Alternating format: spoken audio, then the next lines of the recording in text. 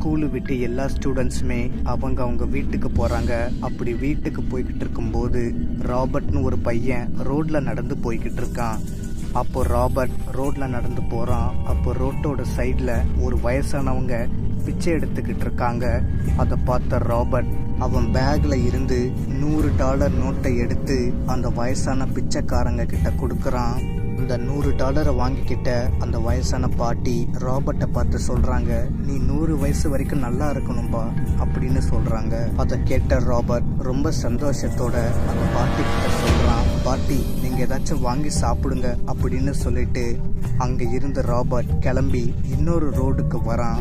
அப்போ அந்த ரோட்ல நடந்து போய்கிட்டு இருக்கான். அப்போ ராபர்ட் லெஃப்ட் சைட்ல பார்க்கறான், ஒரு பில்டிங்கை இடிச்சுக்கிட்டு இருக்காங்க. அந்த பில்டிங் மர்டர் சாப்டர் 1ல இருந்த அதே பில்டிங்கை தான் இந்த இன்ஜினியர்ஸ் இடிச்சுக்கிட்டு இருக்காங்க. அதை பார்த்த ராபர்ட் அந்த பில்டிங் கிராஸ் ஆகிட்டு சிரிச்சுக்கிட்டே சொல்கிறான், அப்பாடி இனிமேல் நம்ம இந்த ரோட்டில் ஜாலியாக நடந்து போகலாம், தொல்லை ஒளிஞ்சுது. அந்த வீட்டு பக்கம் கிராஸ் ஆகி போகும்போது பயந்து போக வேண்டியதாக இருக்குது, இனிமே அந்த கஷ்டம் இல்லைன்னு சொல்லிட்டு ராபர்ட் பாட்டுக்கு ரோட்டில் நடந்து போய்கிட்டு இருக்கான். அப்படி ராபர்ட் ரோட்டில் நடந்து போய்கிட்டு இருக்கும்போது ராபர்ட் பின்னாடி யாரோ ஃபாலோ பண்ணுற மாதிரி ராபர்ட்க்கு ஃபீல் ஆகுது. அப்போ ராபர்ட் சொல்கிறான், ஐயோ யாரோ நம்மளை ஃபாலோ பண்ணிட்டு இருக்காங்களே, ஒருவேளை அந்த வீட்டை பற்றி சொன்னதும் அந்த வீட்டு பேய் தான் நம்மளை ஃபாலோ பண்ணிட்டு வருதோ அப்படின்னு சொல்லிட்டு ராபர்ட் ரொம்ப பயத்தோட ரோட்டில் நடந்து போய்கிட்டு இருக்கான். அப்போ ராபர்ட் ஷோல்டரில் யாரோ கை வைக்கிறாங்க. அப்போ ராபர்ட் அப்படியே நின்றுறான். அப்போ ராபர்ட் திரும்பி பார்க்குறான். ஜோக்கர் மாஸ்கை போட்டுக்கிட்டு ஒரு பையன் ராபர்ட்டை பயமுறுத்துறான். அந்த ஜோக்கர் மாஸ்கை பார்த்ததும் ராபர்ட் பயத்தில் ஓட ஆரம்பிக்கிறான். ராபர்ட்டை பயமுறுத்துனது யாருன்னா ஜார்ஜ். ஜார்ஜ் எப்போதுமே ராபை பயமுறுத்திட்டே தான் இருப்பான். அதே மாதிரி இன்னைக்கும் ராபர்ட்டை பயமுறுத்தவும் ஓடுறான். அப்போ ஜார்ஜ் அவன் கேங்கு கிட்ட சொல்றான், டேய் அந்த கோலப்பைய ஓடுறான்டா, சீக்கிரம் அவனை பிடிங்கடா அப்படின்னு சொல்லவும் ஜார்ஜோட 3 ஃப்ரெண்ட்ஸு ராபர்ட்டை ஃபாலோ பண்றானுங்க. அப்போ ஜார்ஜ் சொல்றான், டேய் சீக்கிரம் அவனை பிடிங்கடா, அவன் கிட்ட இருந்து காசை பிடுங்கணும், ஓடுறான் பாரு, புடி அப்படின்னு சொல்லிட்டு ராபர்ட்டை பிடிக்க ட்ரை பண்றான். ஆனா பிடிக்க முடியல. இப்படியே ஜார்ஜ் விரட்டினதுல ராபர்ட் பயத்துல காட்டுக்குள்ள ஓடிடுறான். அப்போ ஜார்ஜ் அப்படியே நின்றுறான். அப்போ ஜார்ஜ் அவன் நண்பர்கள் கிட்ட சொல்றான், டேய் இதுக்கு மேலே போவாதீங்கடா, அப்படி என் பேச்சை நீங்கள் மீறி போனீங்கன்னா அது உங்கள் உயிருக்கு ஆபத்தாயிடும், இதுக்கு மேலே அவன் பார்த்துப்பான் அப்படின்னு சொல்லிட்டு ஜார்ஜ் அவன் கேங்கை கூட்டிக்கிட்டு அந்த காட்டை விட்டே போயிடுறான். பயத்தில் ராபர்ட் ரொம்ப தூரம் காட்டுக்குள்ளே ஓடி வந்துடுறான். இந்த பக்கம் ஒரு 4 பசங்க சிகரெட் அடிச்சுக்கிட்டு கதை பேசிக்கிட்டு இருக்கானுங்க. அப்போ ராபர்ட் ஓடுறத பார்த்தது 4 கெட்ட பசங்க ராபர்ட்க்கு தெரியாமல் அவன் பின்னாடியே ஃபாலோ பண்ணிக்கிட்டு இருக்கானுங்க. ராபர்ட்க்கு ஒரே குழப்பமாக இருக்குது. ஏன்னா காட்டுக்குள்ளே ராபர்ட் எங்கே இருக்கான்னு தெரியல. அப்போ ராபர்ட் யாராச்சும் இருக்கீங்களா, என்னை காப்பாற்றுங்க அப்படின்னு சொல்லி நடந்து போய்கிட்டு இருக்கான். அப்போ கொஞ்சம் தூரத்தில் ஒரு வீடு ராபர்ட் கண்ணுக்கு தெரியுது. அப்போ ராபர்ட் அந்த வீட்டுக்கிட்ட போய் அந்த வீட்டு முன்னாடி நின்று ராபர்ட் சொல்கிறான், யாராச்சும் இருக்கீங்களா, நான் எங்கே இருக்கேன்னு எனக்கே தெரியல, எனக்கு ரொம்ப பயமாக இருக்குது, தயவு செஞ்சு எனக்கு ஹெல்ப் பண்ணுங்க அப்படின்னு சொல்லவும் அப்போ ராபர்ட் பின்னாடி நின்று அந்த 4 கெட்ட பசங்களில் ஒருத்தன் சொல்கிறான், நீ எவ்வளோதான் வாய்க்கிலேயே கத்துனாலும் அந்த வீட்டை விட்டு யாருமே வெளியே வரப்போகிறது இல்லைன்னு சொல்லவும் அதை கேட்ட ராபர்ட் திரும்பி பார்க்குறான். அந்த 4 பசங்க ராபர்ட் முன்னாடி நிற்கிறானுங்க.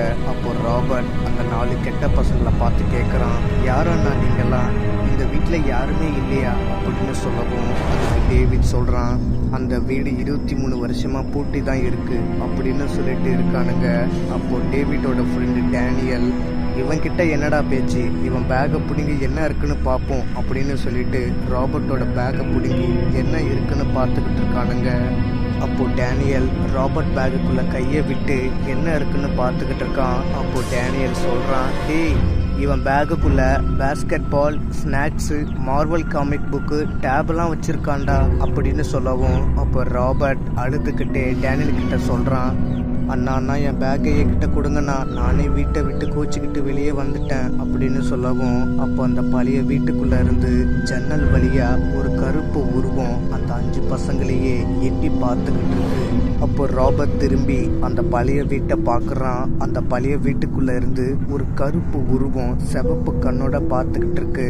அதை பார்த்த ராபர்ட் பயந்து போய் அந்த 4 கெட்ட பசங்க கிட்ட சொல்றான், அண்ணா அந்த பழைய வீடு பூட்டி இருக்குன்னு சொன்னீங்கல்ல, அந்த பழைய வீட்டுக்குள்ள இருந்து ஒரு ஆவி சிவப்பு கண்ணோடு எட்டி பார்த்துச்சுன்னு சொல்லவும், அப்போ டேவிட் சொல்றான், டேய் தம்பி, யார் காதுல பூ சுத்துற, அந்த வீடு 23 வருஷமா பூட்டி இருக்குடா வெண்ண அப்படின்னு சொல்லிட்டு இருக்கும்போது டேனியல் கையில பேஸ்கெட் பாலை எடுத்து மேலே காட்டி, டேய் வாங்கடா நம்ம பேஸ்கெட் பால் விளையாடலாம் அப்படின்னு சொல்லவும், அப்போ அந்த ஆவி பேஸ்கெட் பாலை முறைச்சி பார்க்குது. அப்போ காற்று ரொம்ப பலமாக வீசினதுல அந்த பேஸ்கெட் பால் காற்றுல பறந்து அங்கே இருக்கிற புதரில் போய் விழுந்துருது. அதை பார்த்த டேனியல் அந்த பேஸ்கெட் பாலை எடுக்க புதற்குள்ளே போகிறான். அப்போ அங்கே பேஸ்கெட் பால் கிடக்குது. டேனியல் அந்த பேஸ்கெட் பாலை எடுத்துட்டு போகிறான். அப்போ டேனியல் திரும்பி பார்க்குறான். ஒரு பெண் பொம்மை தலை மாதிரியே பெருசாக ஒன்று கிடக்குது. அதை பார்த்த டேனியல் அந்த பொம்மை தலைக்கிட்ட போய் அந்த பொம்மை தலையை எடுத்து பார்க்குறான். அந்த தலையை பார்த்ததும் டேனியல் ரொம்ப அதிர்ச்சி ஆகுறான். ஏன்னா டேனியல் கையில் வச்சிருக்கிற அந்த பொம்மையோட தலை கண்ணுல இருந்து ரத்தமாக ஊற்றிக்கிட்டு இருக்கு. டேனியல் கையில் வச்சிருக்கிற அந்த பொம்மையோட தலை சொல்லுது, இங்கேருந்து போயிடு. அதை கேட்ட டேனியல் பயத்தில் கத்த ஆரம்பிக்கிறான். அப்போ டேவிட் அவனோட இன்னொரு ஃப்ரெண்டு 2 பேர் டேனியல் கத்துறதை கேட்ட உடனே ஓடி வந்து பார்க்குறாங்க. அப்போ அவனோட ஃப்ரெண்ட்ஸ் 3 பேருமே அதிர்ச்சி ஆகுறானுங்க. ஏன்னா டேனியலோட கண்ணை ஒரு பெண்ணு கத்தியால் குத்திக்கிட்டு இருக்கா. அப்படி குத்திக்கிட்டே டேவிடை பார்த்து அந்த சைக்கோ கேர்ள் சிரிக்கிறா. அதை பார்த்து பயந்து போன எல்லா பசங்களுமே பயத்தில் ஓட ஆரம்பிக்கிறானுங்க. அப்படி ஓடிக்கிட்டு இருக்கும் போது டேவிடோட ஃப்ரெண்டு ஓடிக்கிட்டு இருக்கான். அப்போ அந்த சைக்கோ கேர்ள் குறுக்க வந்து டேவிடோட ஃப்ரெண்டோட கழுத்தில் குத்திடுறா. குத்திட்டு அந்த சைக்கோ கேர்ள் சொல்கிறா, அப்படின்னு சொல்லிட்டு சிரிச்சுக்கிட்டே டேவிடோட இன்னொரு ஃப்ரெண்டு டேவிடு அப்புறம் ராபர்ட் இவங்க 3 பேருமே அந்த சைக்கோ கேர்ள் சிரிச்சுக்கிட்டே துரத்திக்கிட்டு வரா. அப்போ டேவிட் ஓடிக்கிட்டே திரும்பி பார்க்குறான். அந்த சைக்கோ கேர்ள் அங்கே இல்லை. அவன் சாகடிச்சு அவனோட ஃப்ரெண்டும் அங்கே இல்லை. அப்போ டேவிடும் அவனோட ஃப்ரெண்டும் ராபர்ட்டும் நின்று சுற்றி முற்றி பார்த்துக்கிட்டு இருக்காங்க. அப்போ ஒரு ஆலமரம் டேவிடோட ஃப்ரெண்டை காலை பிடிச்சி காட்டுக்குள்ளே தரன்னு இழுத்துட்டு போயிடுது. அப்போ டேவிடும் ராபர்ட்டும் மறுபடியும் ஓட ஆரம்பிக்கிறாங்க. அப்படி அவங்க ஓடிக்கிட்டு இருக்கிற வழியில் ராபர்ட் முடியாமல் களைப்பில் நின்றுறான்.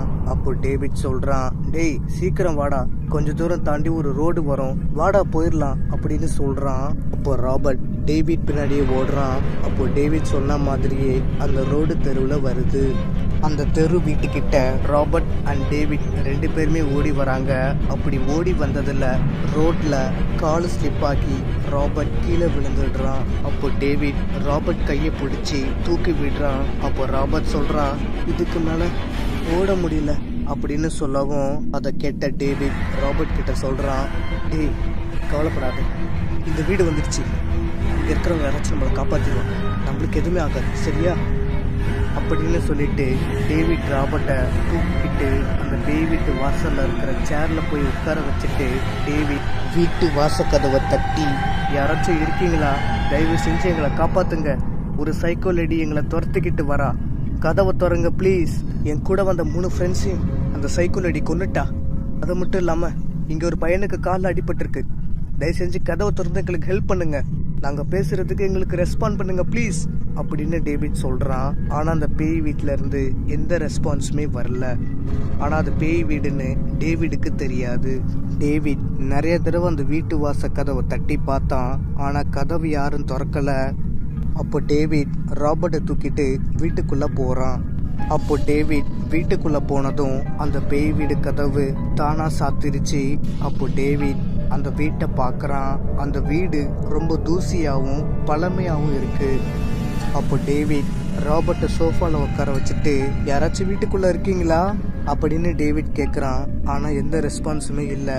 அப்போ டேவிட் சொல்கிறான், வீடு என்னடா இவ்வளோ பழசாக இருக்குது, ஒருவேளை வீட்டுக்காரங்க இருக்காங்களான்னு பார்ப்போம் அப்படின்னு சொல்லிட்டு படிக்கட்டால மேலே போய்கிட்டு இருக்கான். அப்படி போயிட்டு இருக்கும்போது கீழே பார்க்குறான், படிக்கட்டில் ரத்தம் இருக்கு. அதை பார்த்த டேவிட் கொஞ்சம் பயப்படுறான். அப்படி பயந்துக்கிட்டே மறுபடியும் டேவிட் படிக்கட்டில் நடந்து மேலே வந்துடுறான். அப்போ லெஃப்ட் சைடில் ஒரு கருப்பு உருவம் நிற்குது. அதை பார்த்த டேவிட் அப்படியே அந்த கருப்பு உருவத்தையே பார்த்துக்கிட்டு இருக்கான். அப்போ டேவிட்டோட ஷோல்டரில் யாரோ கை வைக்கிறாங்க. பயந்து போன டேவிட் திரும்பி பார்க்குறான். அப்போ ஒரு பொண்ணு ஆக்டோபஸ் நாக்கால டேவிட் கழுத்தை பிடிச்சி நெருக்கிறா. வழியில துடிச்சிட்டு இருந்த டேவிட்டை அந்த பொண்ணு மாடிப்படியிலேருந்து தூக்கி போட்டுடுறா.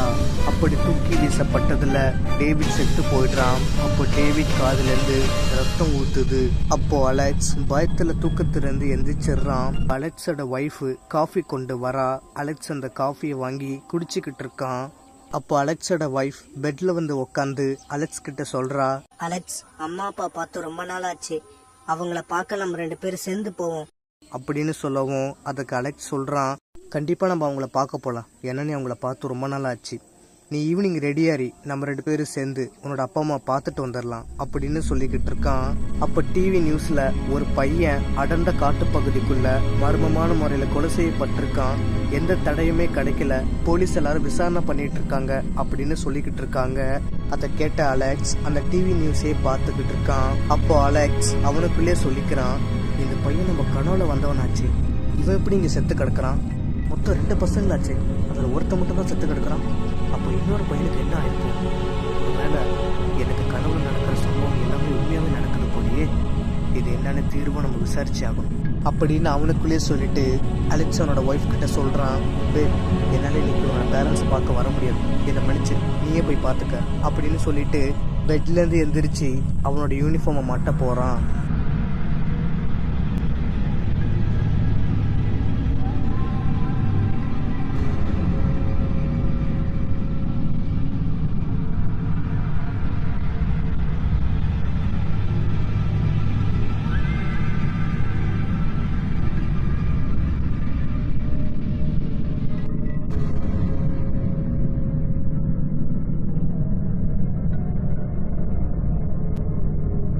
அலெக்ஸ் பைக்கில் வரான். அப்போ போலீஸ் ஆஃபீஸர் மீடியாக்காரங்க கிட்ட பதில் சொல்லிட்டு இருக்காரு.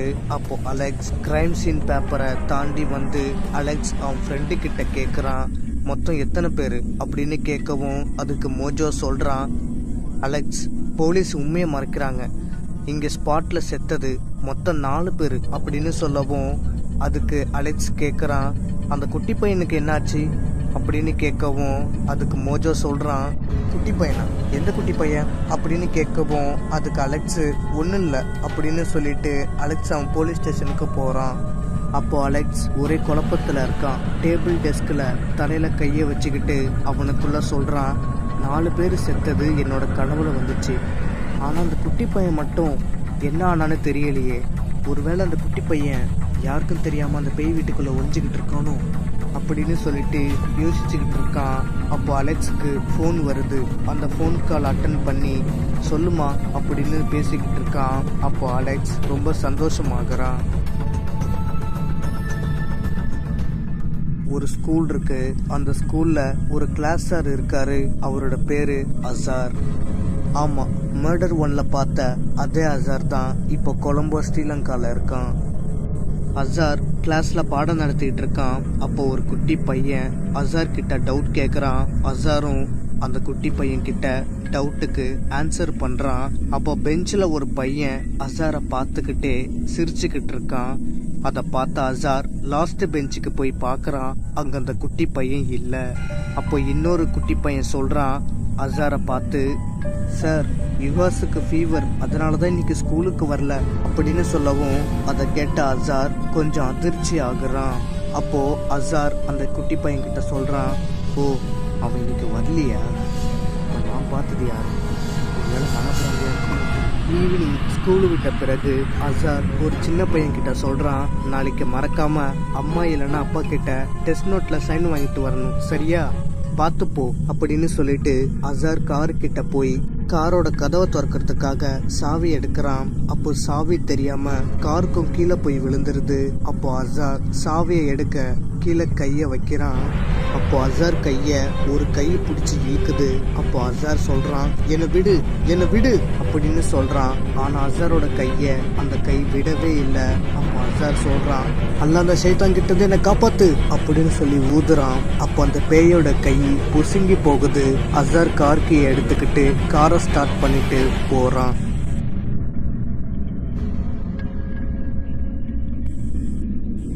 இந்த பக்கம் லிசா எல்லா கேர்ள்ஸுக்கும் பெல்லி டான்ஸ் சொல்லி கொடுத்துக்கிட்டு இருக்கா. அப்போ எல்லா கேர்ள்ஸும் பெல்லி டான்ஸ் ஆடி முடிச்சிடுறாங்க. அப்போ லிசா சொல்றா, ஓகே இது போதும், மீண்டும் எல்லாரும் நாளைக்கு கரெக்டா டான்ஸ் கிளாஸுக்கு வந்துருங்க அப்படின்னு சொல்றா. அப்போ எல்லா கேர்ள்ஸும் டான்ஸ் கிளாஸை விட்டு வெளில போறாங்க. அவ ஹேண்ட்பேக் எடுத்துக்கிட்டு போய்கிட்டு இருக்கா. அப்போ லிசாக்கு ஃபோன் வருது. லிசா ஃபோன் பேசிக்கிட்டு நடந்து போய்கிட்டு இருக்கா. அப்போ லிசா ஒரு கருப்பு உருவத்தை கிராஸ் ஆகி போறா. அதை கவனிச்ச லிசா அவ சொல்றா, நான் நடந்து போகும்போது குறுக்க ஒரு கருப்பு உருவம் நின்றுச்சு அப்படின்னு சொல்லிட்டு லிசா திரும்ப அந்த இடத்துக்கு வந்து பாக்குறா. அங்க யாரும் இல்ல. அப்போ ஒரு கருப்பு உருவம் நடந்து போகுது. அதை பார்த்த லிசா அந்த கருப்பு உருவத்தை பார்த்து, யார் அது கேக்குறேன்னா யார் அது, வாயில என்ன கொல்கட்டையா வச்சிருக்கீங்க அப்படின்னு கேட்கவும் லிசா கையில ஒரு டாட் வாட்டர் விழுகுது. லிசா அவ கைய பாக்குறா. அவ கையில ரத்தம் இருக்கு. அதை பார்த்த லிசா பயந்துகிட்டே மேல பாக்குறா. அப்போ ஒரு பெண் உருவம் ரொம்ப பயங்கரமா வந்து மேல இருந்து கீழே பறந்து வந்து லிசாவை பயமுறுத்துது. லிசாவும் பயந்து கீழே விழுந்துடுறா. லிசா எழுந்திருச்சு பயத்துல ஓட ஆரம்பிக்கிறா. அப்போ அந்த சைக்கோ கேர்ள் லிசாவை துரத்திக்கிட்டு வரா. அப்போ அந்த சைக்கோ கேர்ள் சொல்றா அப்படின்னு சொல்றா. அப்போ லிசா ஓடி போய் டான்ஸ் கிளாஸோட மெயின் டோரை திறக்க ட்ரை பண்றா. ஆனா திறக்க முடியல. அப்போ லிசா சொல்றா, என்னை காப்பாத்துங்க, கதவை யாரு பூட்டி வச்சுங்க, தயவு செஞ்சு கதவை திறங்க, ப்ளீஸ் கதவை திறங்க அப்படின்னு கத்துறா. ஆனா எந்த ரெஸ்பான்ஸுமே இல்லை. அப்போ அந்த சைக்கோ கேர்ள் சொல்றா அப்படின்னு சொல்லவும் லிசா பயத்துல திரும்பி பார்க்கறா. அந்த சைக்கோ கேர்ள் கத்தியால லிசாவை குத்த வரா. அப்போ லிசா நகர்ந்து போயிடுறா. அப்போ அந்த கத்தி அந்த மெயின் டோரை குத்திடுது. அப்போ லிசா கொஞ்ச நேரம் கண்ணை மூடி ப்ரே பண்ணிட்டு கண்ணை திறந்து பார்க்கறா. அந்த சைக்கோ கேர்ள் அங்க இல்ல. அப்போ லிசா பார்க்கறா, ஒரு ரூம்குள்ள அந்த சைக்கோ கேர்ள் போறா. அசார் நைட் நேரத்துல பாட்டு கேட்டுட்டு காரை ஓட்டிட்டு வந்துகிட்டு இருக்கான். அப்போ திடீர்னு கார் ரோட்லயே நின்றுது. அப்போ அசார் சொல்றான், என்னடா இது, கார் நல்லா தானே ஓடிட்டு இருந்துச்சு, இப்ப என்னடானா திடீர்னு நின்றுச்சு, என்ன பிரச்சனையா இருக்கும் அப்படின்னு சொல்லிட்டு அசார் காரை விட்டு கீழே இறங்கி கார் இன்ஜின் டோரை திறந்து பார்க்கறான். கார் இன்ஜின்ல எந்த டேமேஜுமே இல்லை. அதோட கார் இன்ஜினோட ஒரு வயர் கூட கரண்ட் போகல. இதை பார்த்து அசார் சொல்றான், இன்ஜின்லயும் பிரச்சனை இல்லை, ஒயருக்கும் எந்த டேமேஜும் இல்லை, அப்புறம் ஏன் கார் ஸ்டாப் ஆயிடுச்சு அப்படின்னு சொல்லிட்டு அசார் திரும்ப கார்ல போய் உட்காந்து காரை ஸ்டார்ட் பண்றான். ஆனா கார் ஸ்டார்ட் ஆகல. அசார் என்ன பண்றதுன்னு தெரியாம யோசிச்சுக்கிட்டு இருக்கான். அப்படி யோசிச்சுட்டு இருக்கும் போது அசாருக்கு ஒரு ஃபோன் கால் வருது. அப்போ அசார் ஃபோன் எடுத்து பார்க்கறான். ஃபோன் பண்றது யாருன்னா நஸ்ரீன். அதாவது அசாரோட ஒய்ஃபோட பேர் தான் இந்த நஸ்ரீன்.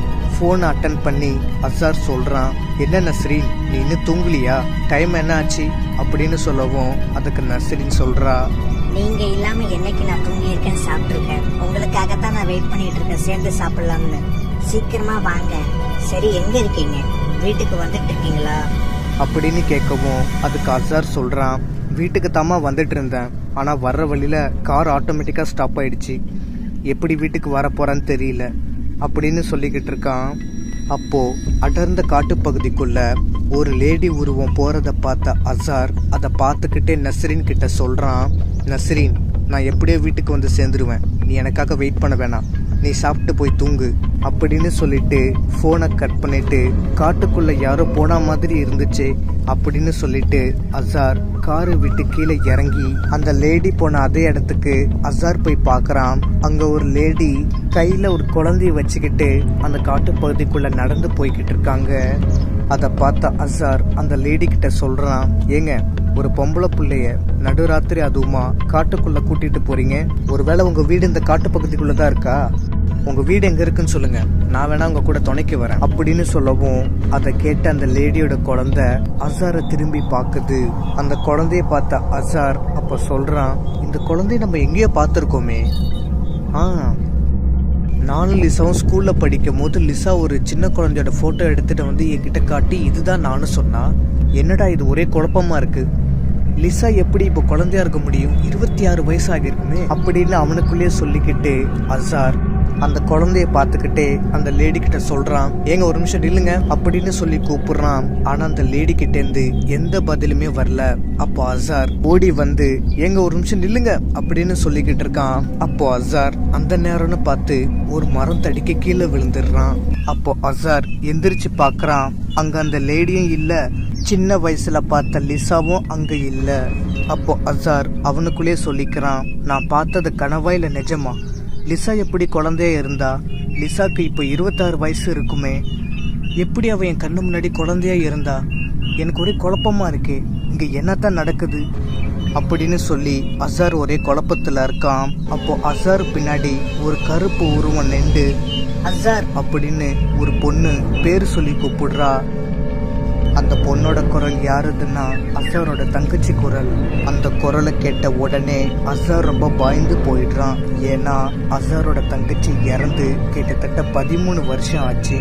அப்போ அசார் சொல்றான், என் தங்கச்சி இறந்து 13 வருஷம் ஆச்சு, அப்படி இருந்தும் என் பேரு சொல்லி எப்படி என் தங்கச்சியால என்னை கூப்பிட முடியும் அப்படின்னு சொல்லிட்டு அசார் பயத்துல திரும்பி பார்க்கறான். அங்க யாருமே இல்ல.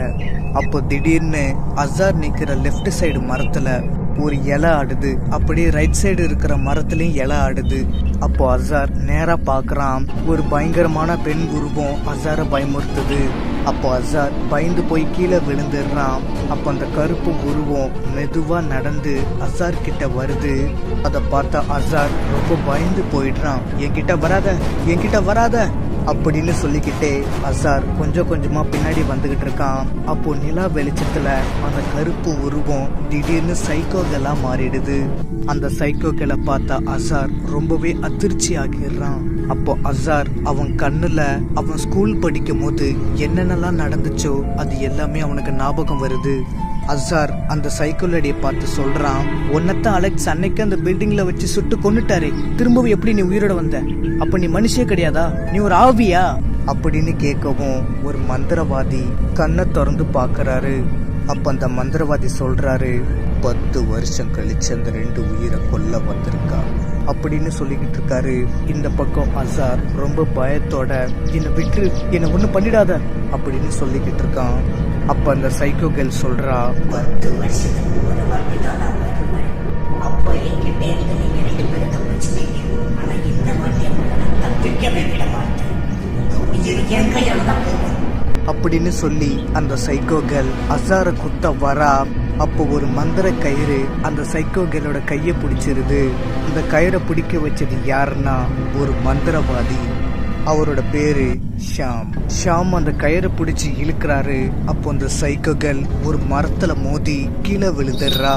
அப்போ ஷாம் அசாரை பார்த்து சொல்றாரு, அசார் இங்க இருந்து போயிடு அப்படின்னு சொல்லவும் அதுக்கு அசார் சொல்றான், என் பேரு எப்படி உங்களுக்கு தெரியும்?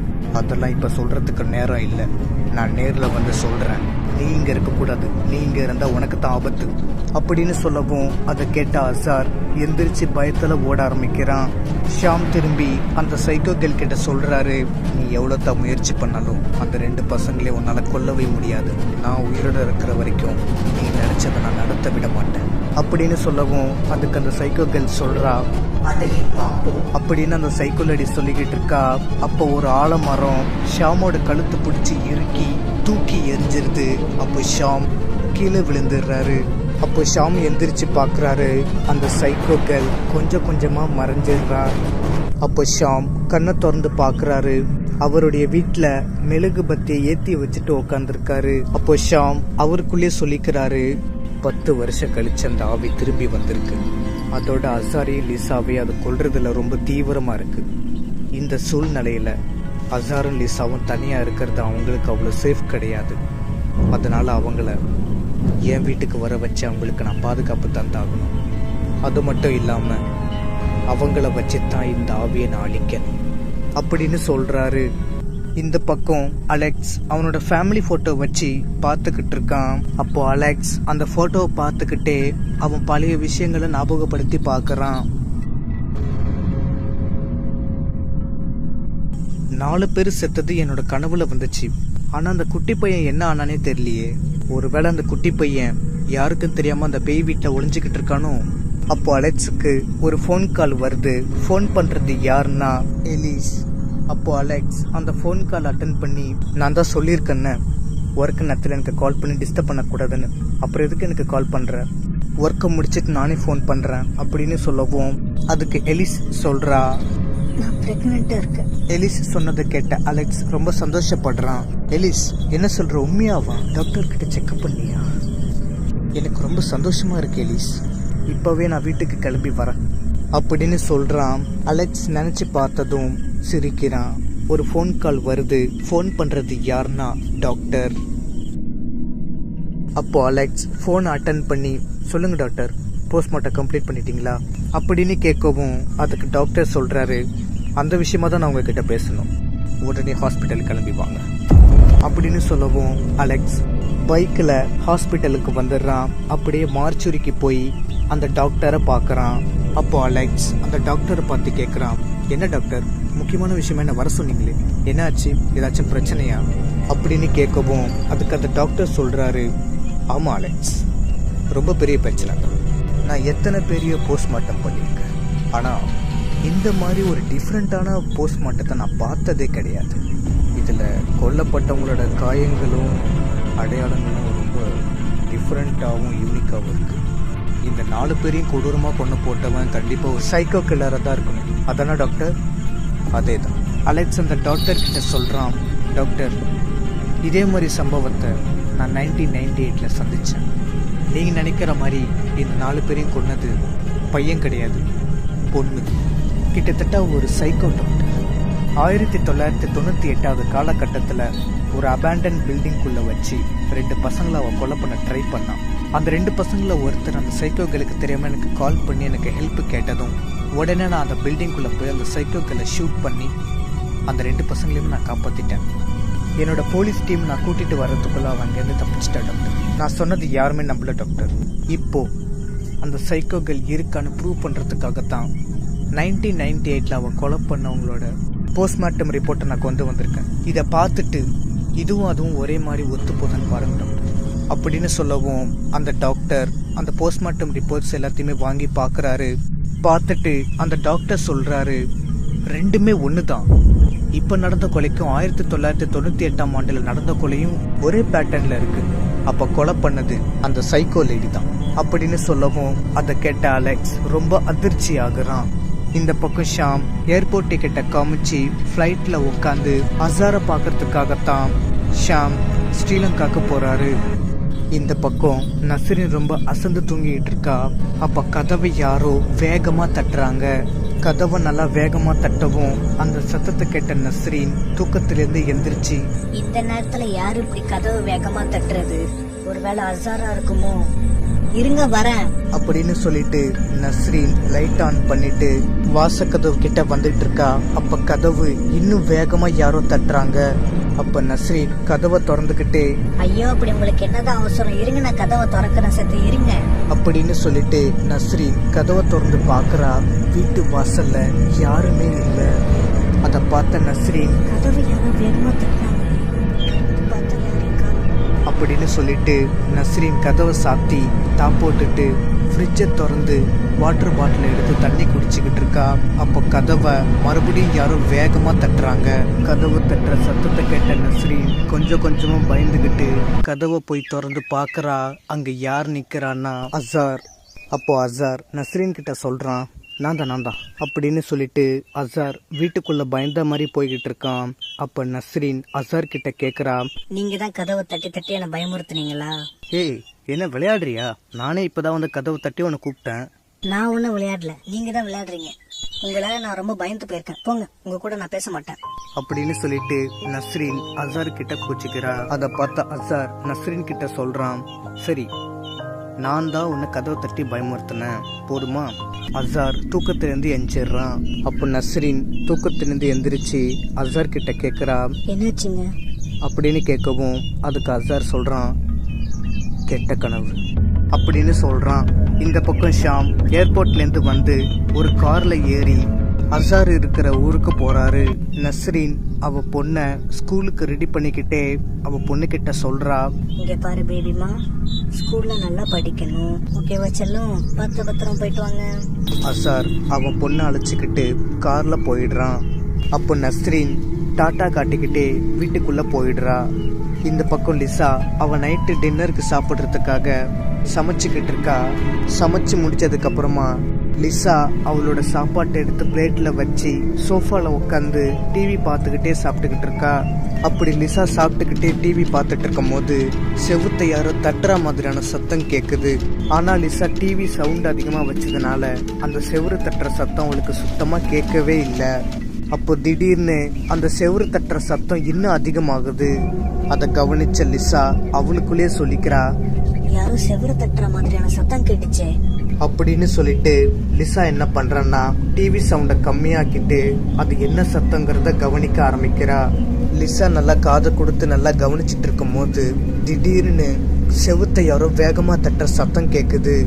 அந்த சத்தத்தை கேட்ட லிசா பொறுமையா எந்திரிச்சு அந்த சத்தம் எங்கேருந்து வருதுன்னு போய் பாக்குறா. ஆனா அந்த சத்தம் எங்கேருந்து வருதுன்னு அவளுக்கே தெரியல. அப்ப திடீர்னு ஹால்ல இருந்து ஒரு கண்ணாடி உடையிற சவுண்டு கேக்குது. அந்த சவுண்டு கேட்ட லிசா அங்க போய் பாக்குறா. அங்க உடைஞ்சு கிடக்கிறது என்னன்னா ஒரு கிளாக்.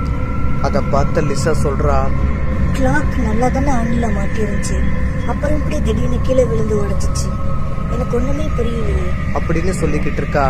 அப்போ லிசா மாடி ரூம்ல யாரோ நடந்து போற மாதிரியான சத்தம் கேக்குது. அந்த சத்தத்தை கேட்ட லிசா பயந்துகிட்டே பொறுமையா மாடிப்படி வழியா நடந்து போய் ஃபர்ஸ்ட் ஃப்ளோர்ல நின்றுறா. அப்பன்னு பார்த்து திடீர்னு ஒரு பொண்ணு லிசா ரூமுக்குள்ள போகுது. அதை பார்த்த லிசா, யார் நீங்க அப்படின்னு சொல்லிட்டு அந்த ரூமுக்குள்ள போய் பாக்குறா. அங்க யாருமே இல்லைன்னு தெரிஞ்சதும் லிசா ரொம்ப பயப்பட ஆரம்பிக்கிறா. அப்போ திடீர்னு லிசாவோட பின்னாடி யாரோ செவுத்த வேகமா தட்டுற சத்தம் கேக்குது. அந்த சத்தத்தை கேட்ட லிசா கொஞ்சம் கொஞ்சமா பயந்துகிட்டே திரும்பி பாக்குறா. ஒரு கொடூரமான உருவம் லிசாவை பயமுறுத்துது. அப்போ லிசா பயத்துல கத்திக்கிட்டே ஓடுறா. அப்போ திடீர்னு அவ வீட்டுல கரண்ட் போயிருது. லிசா ரொம்பவே பயந்து போயிடுறா. அதோட அவ கையில டார்ச் லைட்டும் இல்ல. வீடு இருட்டா இருக்கிறதுனால அவளால எங்க போறதுன்னு அவளால சரியா பார்க்கவே முடியல. அப்போ லிசா பொறுமையா இருட்டுல நடந்து வந்துகிட்டு இருக்கா. அப்படி நடந்து வந்துகிட்டே அவ படிக்கட்டு கிட்ட வந்துடுறா. ஆனா அது படிக்கட்டுங்கிறதே அவளுக்கு தெரியாது. லிசா இருட்டுல எங்க போறதுன்னு தெரியாம நின்றுகிட்டு இருக்கா. அப்போ திடீர்னு ஒரு கருப்பு உருவம் லிசாவை படிக்கட்டுல தள்ளி விட்டுருது.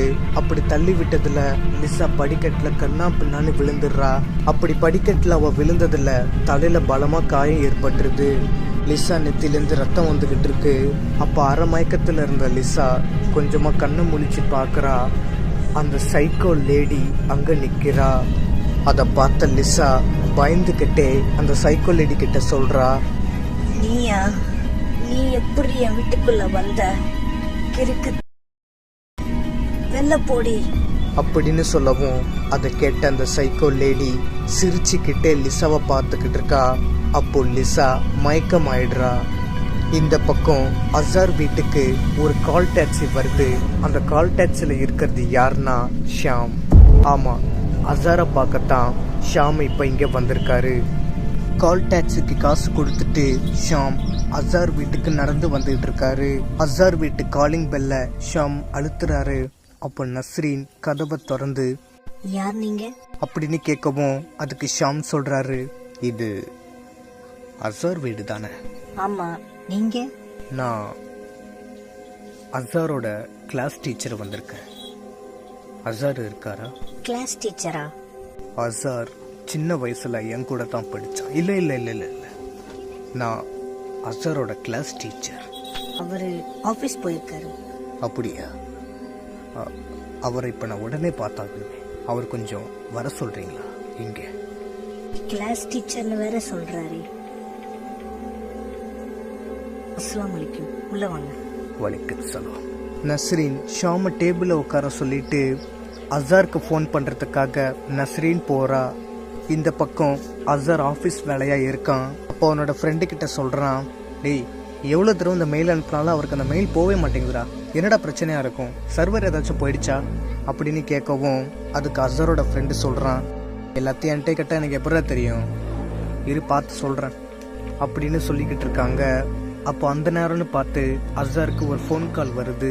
அந்த ஃபோன் கால் அட்டன் பண்ணி அசார் பேசுகிறான். சொல்லு நஸ்ரீன், என்ன விஷயம் அப்படின்னு கேட்கவும் அதுக்கு நஸ்ரீன் சொல்கிறா, ஏங்க உங்களை பார்க்கறதுக்கு உங்க ஸ்கூல் டீச்சர் வந்திருக்காரு அப்படின்னு சொல்லவும் அதை கேட்ட அசார், ஸ்கூல் டீச்சரா, ஒரு நிமிஷம் இரு அப்படின்னு சொல்லிட்டு ஃபோன் நோட் பேடை எடுத்து பார்க்குறான். அதில் அவன் ஸ்கூலில் படித்த எல்லா டீச்சர்ஸோட பேரும் இருக்கு. அப்போ அசார் நஸ்ரீன் கிட்ட கேட்குறான், அந்த டீச்சரோட பேர் என்ன, அவர்கிட்ட கேட்டு சொல்லு அப்படின்னு சொல்லவும் அதை கேட்ட நஸ்ரீன் அந்த சார் கிட்ட கேட்குறா, சார் உங்க பேர் என்ன? என் பேர் ஷாம் அவரோட பேர் ஷாமுங்க அப்படின்னு சொல்லவும் அதை கேட்ட அசார் அதிர்ச்சியாகிறான். அவர் பேரு ஷாம் அப்படின்னு நஸ்ரீன் சொல்லவும் அதை கேட்ட அசார் ரொம்ப அதிர்ச்சி ஆகுறான். அப்போ அசார் நஸ்ரீன் கிட்ட சொல்றான், நஸ்ரீன் இப்ப என்ன பேரு சொன்ன? ஷாமுங்க, ஏன் ஏதாச்சும் பிரச்சனையா அப்படின்னு நஸ்ரீன் கேட்கவும் அதுக்கு அசார் எந்த பதிலுமே சொல்லாம நேத்து நைட்டு நடந்த சம்பவத்தை அசார் நினைச்சு பாக்குறான். என்ன விட்டுரு, என்ன விட்டுரு நினைச்சு பார்த்துட்டு அசார் நஸ்ரீன் கிட்ட சொல்றான், நஸ்ரீன் நீ அவர் அங்கேயே ஹோல்டு பண்ணி வை, நான் இன்னும் கொஞ்ச நேரத்தில் வீட்டுக்கு வரேன் அப்படின்னு சொல்லிட்டு ஃபோனை கட் பண்ணுறான். ஃபோனை கட் பண்ணிட்டு அசார் அவனுக்குள்ளேயே சொல்லிக்கிறான், நேற்று நைட்டு அந்த சைக்கோலடி கிட்ட மாட்டினப்ப என்னை ஒரு புத்தர் காப்பாற்றினாரு, ஒருவேளை அவராக இருக்குமோ, அந்த புத்தர் என்னை நேரில் வந்து சந்திக்கிறேன்னு சொன்னார், அப்போ கண்டிப்பாக அவராக தான் இருக்கும் அப்படின்னு சொல்லிட்டு அசார் அவன் ஆஃபீஸ் ஃப்ரெண்டு கிட்ட சொல்கிறான், மச்சான் வீட்டில் ஒரு முக்கியமான வேலை இருக்குடா, நான் போயிட்டு வந்துடுறேன், மேனேஜர் கிட்ட சொல்லிடு அப்படின்னு சொல்லிட்டு அசார் கார் எடுத்துட்டு கிளம்புறான். இந்த பக்கம் லிசா கண்ணு முழிச்சு பார்க்குறா. ஹாஸ்பிட்டல் பெட்டில் படுத்திருக்கா. அப்போ லிசாவோட ஹஸ்பண்ட் ரிச்சர்ட் அங்கே இருக்காரு. அதை பார்த்த லிசா ரிச்சர்டு கிட்ட சொல்கிறா, நீங்க எப்ப வந்தீங்க அப்படின்னு சொல்லிட்டு லிசா பெட்டை விட்டு எந்திரிக்க ட்ரை பண்றா. அப்போ அவளுக்கு தலை வலிக்குது. அப்போ ரிச்சர்ட் சொல்றாரு, லிசா பெட்டை விட்டு எந்திரிக்க ட்ரை பண்ணாத, டாக்டர் உன்னை ரொம்ப ஸ்ட்ரெயின் பண்ணிக்க வேணாம்னு சொல்லியிருக்காரு, அதனால நீ ரெஸ்ட் எடு, மற்றதெல்லாம் நான் பார்த்துக்கிறேன் அப்படின்னு சொல்லிட்டு லிசா கிட்ட கேள்விக்கு பதில் சொல்றாரு. நீ என்னை எப்போ வந்தேன்னு கேட்டல்ல, இன்னைக்கு என்ன நாள்னு உனக்கு ஞாபகம் இருக்கா? இன்னைக்கு நம்ம வெட்டிங் டே. உன்னை பார்த்து சர்ப்ரைஸ் பண்ணுறதுக்காக ஆஃபீஸ்லேருந்து லீவ் போட்டு நான் இங்கே வந்தேன். ஆனால் வந்து பார்த்ததுக்கு அப்புறம் தான் தெரிஞ்சுது நான் வரலன்னா உன் கதை முடிஞ்சிருக்கும். ஆமாம், நான் வீட்டுக்கு வந்து பார்த்தப்ப நீ படிக்கட்டுக்கிட்ட தலையில் அடிபட்டு கிடந்த. ஏதோ நல்ல நேரம் உடனே ஆம்புலன்ஸ்க்கு ஃபோன் பண்ணி உன்னை ஹாஸ்பிட்டலுக்கு கூட்டிகிட்டு போய் நம்ம கல்யாண நாளாக நான் எப்படியோ கொண்டாடுவோன்னு நினச்சேன். ஆனால் இப்படி கொண்டாடுவோன்னு நான் நினச்சி கூட பார்க்கல அப்படின்னு சொல்லவும் ரிச்சர்டை பார்த்து அழுகிறா. இந்த பக்கம் அசார் காரில் வீட்டுக்கு வந்து வீட்டுக்குள்ளே போய் பார்க்குறான். அங்கே ஷாம் அசார் குழந்தைகிட்டையும் நஸ்ரீன் கிட்டையும் பேசிகிட்டு இருக்காரு. அப்போ நஸ்ரீன் அசார் வர்றதை பார்த்து, வாங்க சார், உங்க ஸ்கூல் டீச்சர் வந்திருக்காரு பாருங்க அப்படின்னு சொல்லவும் அதை பார்த்த அசார் ஷாமை பார்த்து சொல்கிறாரு, என்னால் நம்பவே முடியல நஸ்ரீன், அவர் உங்ககிட்ட போய் சொல்லிட்டாரு. என்ன போய்? இவர் என் ஸ்கூல் டீச்சரே கிடையாது. நேற்று நான் உங்ககிட்ட சொன்னேன்னு ஒரு ஆவி என்னை கொல்ல பார்த்துச்சு, ஒருத்தர் என்னை காப்பாத்துறாரு, அது இவர் தான். அப்புறம் எதுக்கு என்கிட்ட நீங்க ஸ்கூல் டீச்சர்னு போய் சொன்னீங்க? எனக்கு அசாரை சந்திக்க வேற என்ன சொல்றதுன்னு தெரியல. அல்லாவே என்னங்க நடக்குது, எனக்கு ஒண்ணுமே புரியல, நீங்களாச்சும் சொல்லுங்களேன். நஸ்ரீன், தயவு செஞ்சு எனக்கு எந்த கேள்வியும் கேட்காம குழந்தைய கூட்டிட்டு ரூம்குள்ள போ, நான் வந்து சொல்றேன் என்னன்னு அப்படின்னு சொல்லவும் நஸ்ரீன் குழந்தைய கூட்டிட்டு ரூம்குள்ள போறா. அசார் ஷாம் கிட்ட வந்து அசார் கேட்குறான், என்ன அந்த சைக்கோ லேடி கிட்ட இருந்து காப்பாற்றின அந்த புத்தர் நீங்கள் தான் இல்லையா? ஆமாம். அப்படின்னா என் கேள்விக்கு பதில் சொல்லுங்க. 1998 அந்த சைக்கோ கேர்ள் அங்கேயே செத்துட்டா. அப்படி இருக்கும்போது எப்படி நேற்று நைட்டு என் கண்ணுக்கு முன்னாடி அவள் வந்தா? என் ஆவி மட்டும் அங்கே வரலன்னா இந்த நேரத்துக்கு என் முன்னாடி நின்று நீ பேசிட்டு இருக்க மாட்ட. உன் குடும்பத்துக்கு நீ தேவைங்கிறதுனால தான் உன்னை நான் காப்பாத்தினேன். அது மட்டும் இல்லாமல் நீ நினைக்கிற மாதிரி அவ மனுஷி கிடையாது. அவ ஒரு ஆவி. அவ செத்து பல வருஷம் ஆச்சு. அப்ப ஏன் என்னையும் லிசாவையும் அவ துரத்திக்கிட்டே இருக்கா? லிசா இப்ப எங்க இருக்கான்னு தெரியுமா? ஹாஸ்பிட்டல்ல. அதுவும் தலையில அடிபட்டு. லிசாவா? அவளுக்கு என்ன ஆச்சு? லிசாக்கு தலையில அடிபடுறதுக்கு காரணமும் அவன் தான். அப்போதானே நீ அவளை பார்க்க அங்க போவ. அவனோட பிளானே அதான். நம்ம இப்ப லிசாவை மட்டும் கூட்டிட்டு வரலன்னா அவளோட நிலைமை ரொம்ப மோசமாகிரும் அப்படின்னு சொல்லவும் அசார் ரொம்ப சோகமாகிடுறான். இந்த பக்கம் அலெக்ஸ் ஹையர் ஆஃபீஸரை பார்க்கறதுக்காக போலீஸ் ஸ்டேஷனுக்கு அவன் ஃப்ரெண்டை கூட்டிட்டு பைக்கில் வந்துக்கிட்டு இருக்கான். போலீஸ் ஸ்டேஷனுக்கு வந்ததும் பைக்கை ஸ்டாப் பண்ணிட்டு ஸ்டாண்டு போட்டு அலெக்ஸும் அவன் ஃப்ரெண்டும் ஸ்டேஷனுக்குள்ளே நடந்து வந்துக்கிட்டு இருக்காங்க. அலெக்ஸ் வரதை பார்த்த பிரைடோட ஃப்ரெண்ட்ஸ் எல்லாருமே அலெக்ஸை பார்த்து சிரிக்கிறானுங்க. அப்போ பிரைடு திரும்பி பார்க்குறான். அலெக்ஸ் வந்துக்கிட்டு இருக்கான். இந்த பிரைடுங்கிறவன் யாருன்னா அலெக்ஸ் எப்பவுமே கலாய்ச்சிக்கிட்டே இருப்பான். அது மட்டும் இல்லாமல் அலெக்ஸ் கூட தினமும் ஏதாச்சும் ஒரு சண்டை போட்டுகிட்டே இருப்பான். அதே மாதிரி பிரைட் இன்னைக்கும் ஒரு சண்டை ஆரம்பிக்க காத்துக்கிட்டு இருக்கான். அலெக்ஸோட ஃப்ரெண்டு பாபு சொல்கிறான், டேய் மச்சான், நீ காஃபி ஷாப்பில் இந்த டீட்டெயில்ஸ்லாம் காட்டும் போது எனக்கே பகீர்னு இருந்துச்சுடா. அடுத்தது என்ன நடக்க போகுதுன்னு எனக்கே பயமாக இருக்குடா. இந்த கேஸ் எங்கே போய் முடியும்னு தெரியல. எப்படியாச்சும் இந்த கேஸை சீக்கிரமாக முடிக்க பாருடா அப்படின்னு சொல்லவும் அதுக்கு அலெக்ஸ் சொல்கிறான், இப்போ மட்டும் இல்லைடா, கடந்த 10 வருஷமாக இந்த கேஸை முடிக்க நான் ரொம்ப திணறிக்கிட்டு இருக்கேன். இந்த கேஸில் ஒரு க்ளூவும் இல்லை, ஒரு ஆனால் உன்கிட்ட காஃபி ஷாப்பில் காட்டின டீட்டெயில்ஸ்லாம் வச்சு பார்க்கும்போது அவன் இந்த உலகத்துக்கு எது ஒன்று சொல்ல வராங்கிறது மட்டும் எனக்கு நல்லா புரியுது. அதை மட்டும் நம்ம கண்டுபிடிச்சிட்டோன்னா இந்த கேஸை நம்ம அசால்ட்டாக முடிச்சிடலாம். நீ எதுவும் கவலைப்படாத, நான் பேசிக்கிறேன் வா அப்படின்னு சொல்லிட்டு அலெக்ஸும் பாபும் 2 பேருமே சீரியஸாக பேசிட்டு போயிட்டு இருக்காங்க. அப்போ பிரைட் சொல்கிறான், டேய் எல்லாரும் எந்திரிச்சு சிபிசிஐடி ஆஃபீஸருக்கு சல்யூட் அடிங்கடா. ஏன்னா சார் 24 மணி நேரமும் கையில் ஃபைலை தூக்கிட்டு தான் அலையிறாரு அப்படின்னு சொல்லவும் அதை கேட்ட பிரைடோட ஃப்ரெண்டு ஒருத்தன் சொல்கிறான், டேய் உனக்கேண்ட அலெக்ஸை பிடிக்க மாட்டேங்குது, அவனுக்கு என்னதான் கெடுதல் பண்ணான் அப்படின்னு கேட்கவும் அதுக்கு பிரைடு சொல்கிறான், என்னன்னு சரியா சொல்ல தெரில, ஆனால் இவனை கண்டாலே எனக்கு எரிச்சல் ஆகுது அப்படின்னு பிரைடு சொல்கிறான். ஆனால் அலெக்ஸ் அதை எதுவுமே காதில் வாங்காமல் அவன் பாட்டுக்கு போய்கிட்டு இருக்கான். அப்போ அலெக்ஸோட ஃப்ரெண்டு பாபு கேட்குறான், ஏண்டா உன்னை அவன் அந்த பேச்சு பேசுகிறானே, நீ பார்த்துட்டு பேசாமல் போகிற அப்படின்னு கேட்கவும் அதுக்கு அலெக்ஸ் சொல்கிறான், டே பாபு, நம்ம 4ஆம் கிளாஸ் படிக்கும் போது நம்ம டீச்சர் ஒன்று சொல்லுவாங்கல்ல, முட்டாள் பசங்களோட பேச்சை கேட்காத, அப்படி கேட்டால் நீயும் முட்டாள் எழுவன்னு, அந்த மாதிரி தான் இருக்கு இவன் பேசுறது அப்படின்னு சொல்லவும் அதை கேட்ட பிரைட் செம்ம காண்டாகிறான். ஓடி வந்து அலெக்ஸை எட்டி உதச்சிடுறான். அப்போ அலெக்ஸ் கீழே விழுந்துடுறான். பிரைட் அலெக்ஸை பார்த்து கேட்குறான், யாரடா பார்த்து முட்டாள்னு சொன்ன அப்படின்னு கேட்கவும் அதுக்கு அலெக்ஸ் சொல்கிறான், உங்கள் ஒப்பம் பெத்து போட்டிருக்கானே அவனை தாண்டா சொன்னேன், என் காது கேட்கலையாடா அப்படின்னு அலெக்ஸ் சொல்லவும் அதை கேட்ட பிரைட் இன்னும் கோவமாகி அலெக்ஸை அடிச்சிடுறான். ஹையர் ஆஃபீஸர் நோட்டு எழுதிக்கிட்டு இருக்காரு. அப்போ பிரைடு கத்துற சவுண்டு ரூமுக்கு வெளியே கேட்குது. வெளியே நிறைய பேர் கத்துற சவுண்டு கேட்ட ஹையர் ஆஃபீஸர் ரூமுக்கு வெளியே வந்து பார்க்குறாரு. பிரைட் அலெக்ஸை கண்ணா பின்னான்னு அடிச்சுக்கிட்டு இருக்கான். அதை பார்த்த higher officer, bloody guys stop it man, எதுக்கு போலீஸ் ஸ்டேஷனுக்குள்ளேயே சண்டை போடுறீங்க? வெளியே சண்டை நடந்தா தடுக்கிறதுக்கு தான் நீங்க இருக்கீங்க, நீங்களே சண்டை போட்டா யார் உங்களை தடுப்பா அப்படின்னு கேட்குறாரு. சார் நான் எதுவுமே பண்ணல சார், எல்லா டிக்கெட்டு பாருங்க சார், இவன் அப்பலேருந்து அதான் சார் பண்ணிட்டு இருக்கான், நானும் அப்பலேருந்து போனா போதுன்னு பார்த்துட்டு இருக்கேன், இவன் அதை ரொம்ப மிஸ்யூஸ் பண்ணுறான் சார். அப்போ ஹையர் ஆஃபீஸர் பிரைடோட ஃப்ரெண்ட்ஸ் கிட்ட கேட்குறாரு. அப்போ பிரைடோட ஃப்ரெண்ட்ஸ் ஆமான்னு சொல்கிறாங்க. அதை கேட்ட ஹையர் ஆஃபீஸர் பிரைடு மேலே ரொம்ப கோவப்பட்டு சொல்கிறாரு, பிரைட் உன்னை 2 வீக்ஸ் சஸ்பெண்ட் பண்ணுறேன், என் கண்ணு முன்னாடி நீ அதை போயிடு அப்படின்னு சொல்லவும் பிரைட் கோவப்பட்டுக்கிட்டு போலீஸ் ஸ்டேஷன் விட்டே வெளில போகிறான். அப்போ ஹையர் ஆஃபீஸர் அலெக்ஸ் கிட்ட சொல்கிறாரு, அலெக்ஸ் நீ என்ன பக்கம் தானே வந்த, உள்ளவா உங்ககிட்ட கொஞ்சம் பேசணும் அப்படின்னு சொல்லிட்டு உள்ளே போகிறாரு. அப்போ அலெக்ஸும் எந்திரிச்சு பாபு கிட்ட சொல்கிறான், பாப் நீ ரூமுக்கு வெளியே நில்லு, நான் சார் கிட்ட போய் பேசிட்டு வந்துடுறேன் அப்படின்னு சொல்லிட்டு போகிறான்.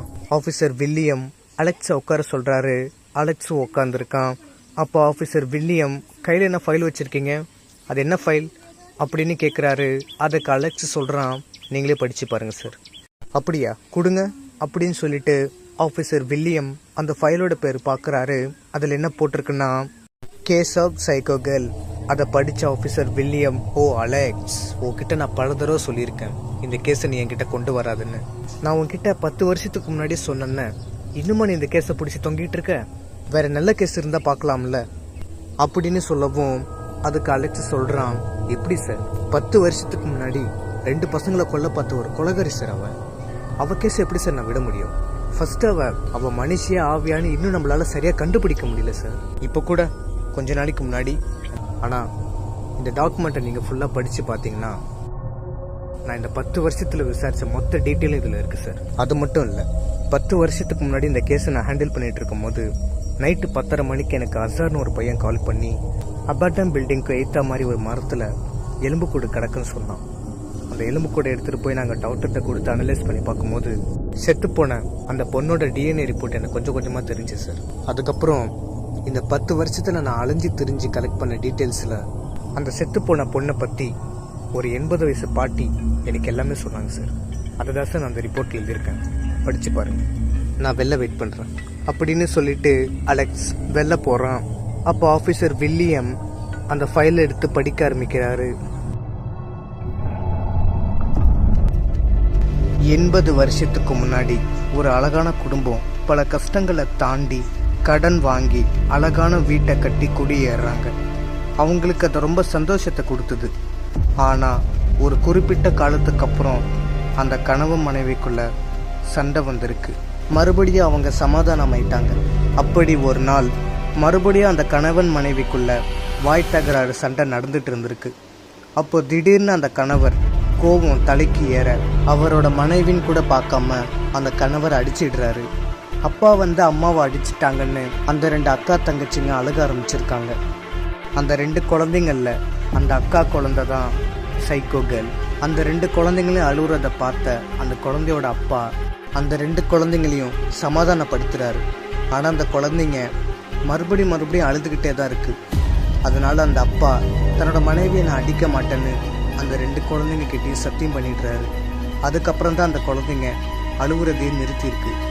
இப்படியே கொஞ்ச நாள் நல்லா போகிறதும் திரும்பி கணவன் மனைவி சண்டை போடுறதும் சமாதானம் ஆகுறதும் இப்படியே வழக்கமாக நடந்துக்கிட்டு இருக்கு. அப்படி ஒரு நாள் அந்த கணவர் தன்னோட மனைவி கிட்ட சண்டை போட்டுட்டு வீட்டை விட்டு வெளில வந்துடுறாரு. அவர் கடைக்கு போகிறேன்னு பொய் சொல்லிட்டு குடிக்கிறதுக்காக பாருக்கு போகிறாரு. அப்படி அவர் பாருக்கு போன இடத்துல நல்லா குடிச்சிட்டு இருக்காரு. அப்போது அவருக்கு வீடு கட்ட கடன் கொடுத்தவர் எதர்ச்சியா ஹச்சிகோவை பார்க்குறாரு. கணவன் மனைவி அடிக்கடி சண்டை போடுறாங்கன்னு சொன்ன அந்த கணவனோட பேர் தான் ஹச்சிகோ. ஹச்சிகோ வீடு கட்டுறதுக்காக நம்ம கிட்ட பணம் கேட்டாரு. அதை திருப்பி கொடுக்காம இழுத்தடிச்சிட்டு இருந்திருக்காரு. அப்போ கடன் கொடுத்தவர் ஹச்சிகோ கிட்ட போய், நான் உனக்கு வீடு கட்ட பணம் உதவி பண்ணியிருக்கேன், நீ அந்த பணத்தை என்கிட்ட திருப்பி கட்டாம நீ இழுத்தடிச்சிட்டு இருக்க, மரியாதையை என் பணத்தை என்கிட்ட கொடு அப்படின்னு சொன்னதுக்கு அதுக்கு ஹச்சிகோ இன்னும் கொஞ்ச நாள்ல தந்துடுறேன் அப்படின்னு சொல்றாரு. ஆனா அந்த வீடு கட்ட கடன் கொடுத்தவரு செம்ம கடுப்பாகி, இதை தான் நீ ரொம்ப நாளா சொல்லிக்கிட்டு இருக்க, ஆனா நீ பணமே நீ கட்ட மாட்ற, மரியாதை என் பணத்தை கொடு இல்லைன்னா வீட்டை காலி பண்ணு அப்படின்னு சொல்லவும் அதை கேட்ட ஹச்சிகோ ரொம்ப கடுப்பாகி தன்னோட வீடு கட்ட கடன் கொடுத்தவர்னு கூட பார்க்காம ஹச்சிகோ தகார்த வார்த்தைகளால திட்டி எல்லாரும் முன்னாடியும் அவரை அசிங்கப்படுத்திடுறாரு. அதுக்கு அந்த கடன் கொடுத்தவர் சொல்றாரு, நான் உன் வீடு கட்ட தானே கடன் கொடுத்தேன், ஆனா என்னையே நீ அசிங்கமா திட்டுற, உன்னை சும்மா விட மாட்டேன்டா அப்படின்னு சொல்லி ஹச்சிகோவும் கடன் கொடுத்தவரும் 2 பேரும் மாத்தி சண்டை போட்டுக்கிறாங்க. ஆனா இந்த சண்டை கடைசி வரைக்கும் முடிவு வரவே இல்லை. அப்போ அந்த பார்ல இருக்கிற பவுன்சர்ஸ் எல்லாருமே அந்த சண்டையை கலைச்சி விடுறாங்க. கடன் கொடுத்தவன் கூட பார்க்காம ஹச்சிகோ என்னை ரொம்ப கேவலமா திட்டான், அவனை நான் ஏதாச்சும் பண்ணி ஆகணும் அப்படின்னு இந்த கடன் கொடுத்தவர் ஒரு திட்டம் போடுறாரு. இந்த கடன் கொடுத்தவர் யாருன்னா லிசாவோட அப்பா. அன்னைக்கு நைட்டு 1 மணிக்கு ஹச்சிகோவோட வீட்டு கதவை யாரோ தட்டுறாங்க. அப்போ ஹச்சிகோ எந்திரிச்சு கதவை திறந்து பார்க்கறாரு. அந்த கடன் கொடுத்தவர் கத்தியால குத்திடுறாரு. அப்போ வயிறில் பலமா காயப்பட்ட ஹச்சிகோ ஸ்பாட்லேயே செத்து போயிடுறாரு. ஹச்சிகோ செத்ததை பார்த்த லிசாவோட அப்பா ரொம்ப சந்தோஷமாகறாரு. அப்போ அவர் பின்னாடியிலேருந்து ஒருத்தர் வராரு. அவர் யாருன்னா அசாரோட அப்பா. 2 பேருமே ஹச்சிகோவோட பணத்தை பார்த்து சிரிச்சுக்கிட்டு இருக்காங்க. அப்போ ஹச்சிகோவோட ஒய்ஃப் மாடிப்படியிலேருந்து கீழே வந்து, யாரா நீங்க, என் புருஷன் என்னடா பண்ணீங்க அப்படின்னு கேட்கவும், அப்போ ஹச்சிகோவோட ஒய்ஃபை பார்த்தா அசாரோட அப்பா லிசாவோட அப்பா கிட்ட சொல்றாரு, நண்பா, இவன் பொண்டாட்டி சண்டை போட்டுட்டு வெளியூர் போயிட்டான்னு சொன்ன, பார்த்தா இவன் இங்க இருக்கிறா, இவன் மட்டும் போலீஸ்கிட்ட போட்டு கொடுத்துட்டானா நம்ம 2 பேரும் 10 வருஷம் ஜெயிலில் இருக்க வேண்டியதுதான், இவளையும் நம்ம போட்டுருவோம் அப்படின்னு சொல்லிட்டு கத்தியை எடுத்துக்கிட்டு லிசாவோட அப்பாவும் அசாரோட அப்பாவும் ஹச்சிகோவோட ஒய்ஃபை துரத்தி கொலை பண்ணிடுறாங்க. தன்னோட அப்பா அம்மா கண்ணு முன்னாடி சாவறதை பார்த்த மெலோனா அந்த வீட்டை விட்டே தப்பிச்சு போயிடுறா. மெலோனாவோட தங்கச்சியும் கொன்னுடுறாங்க. மெலோனாவை தேடி பார்த்தாங்க, ஆனா மெலோனா வீட்டை சுத்தி எங்கேயுமே இல்லை.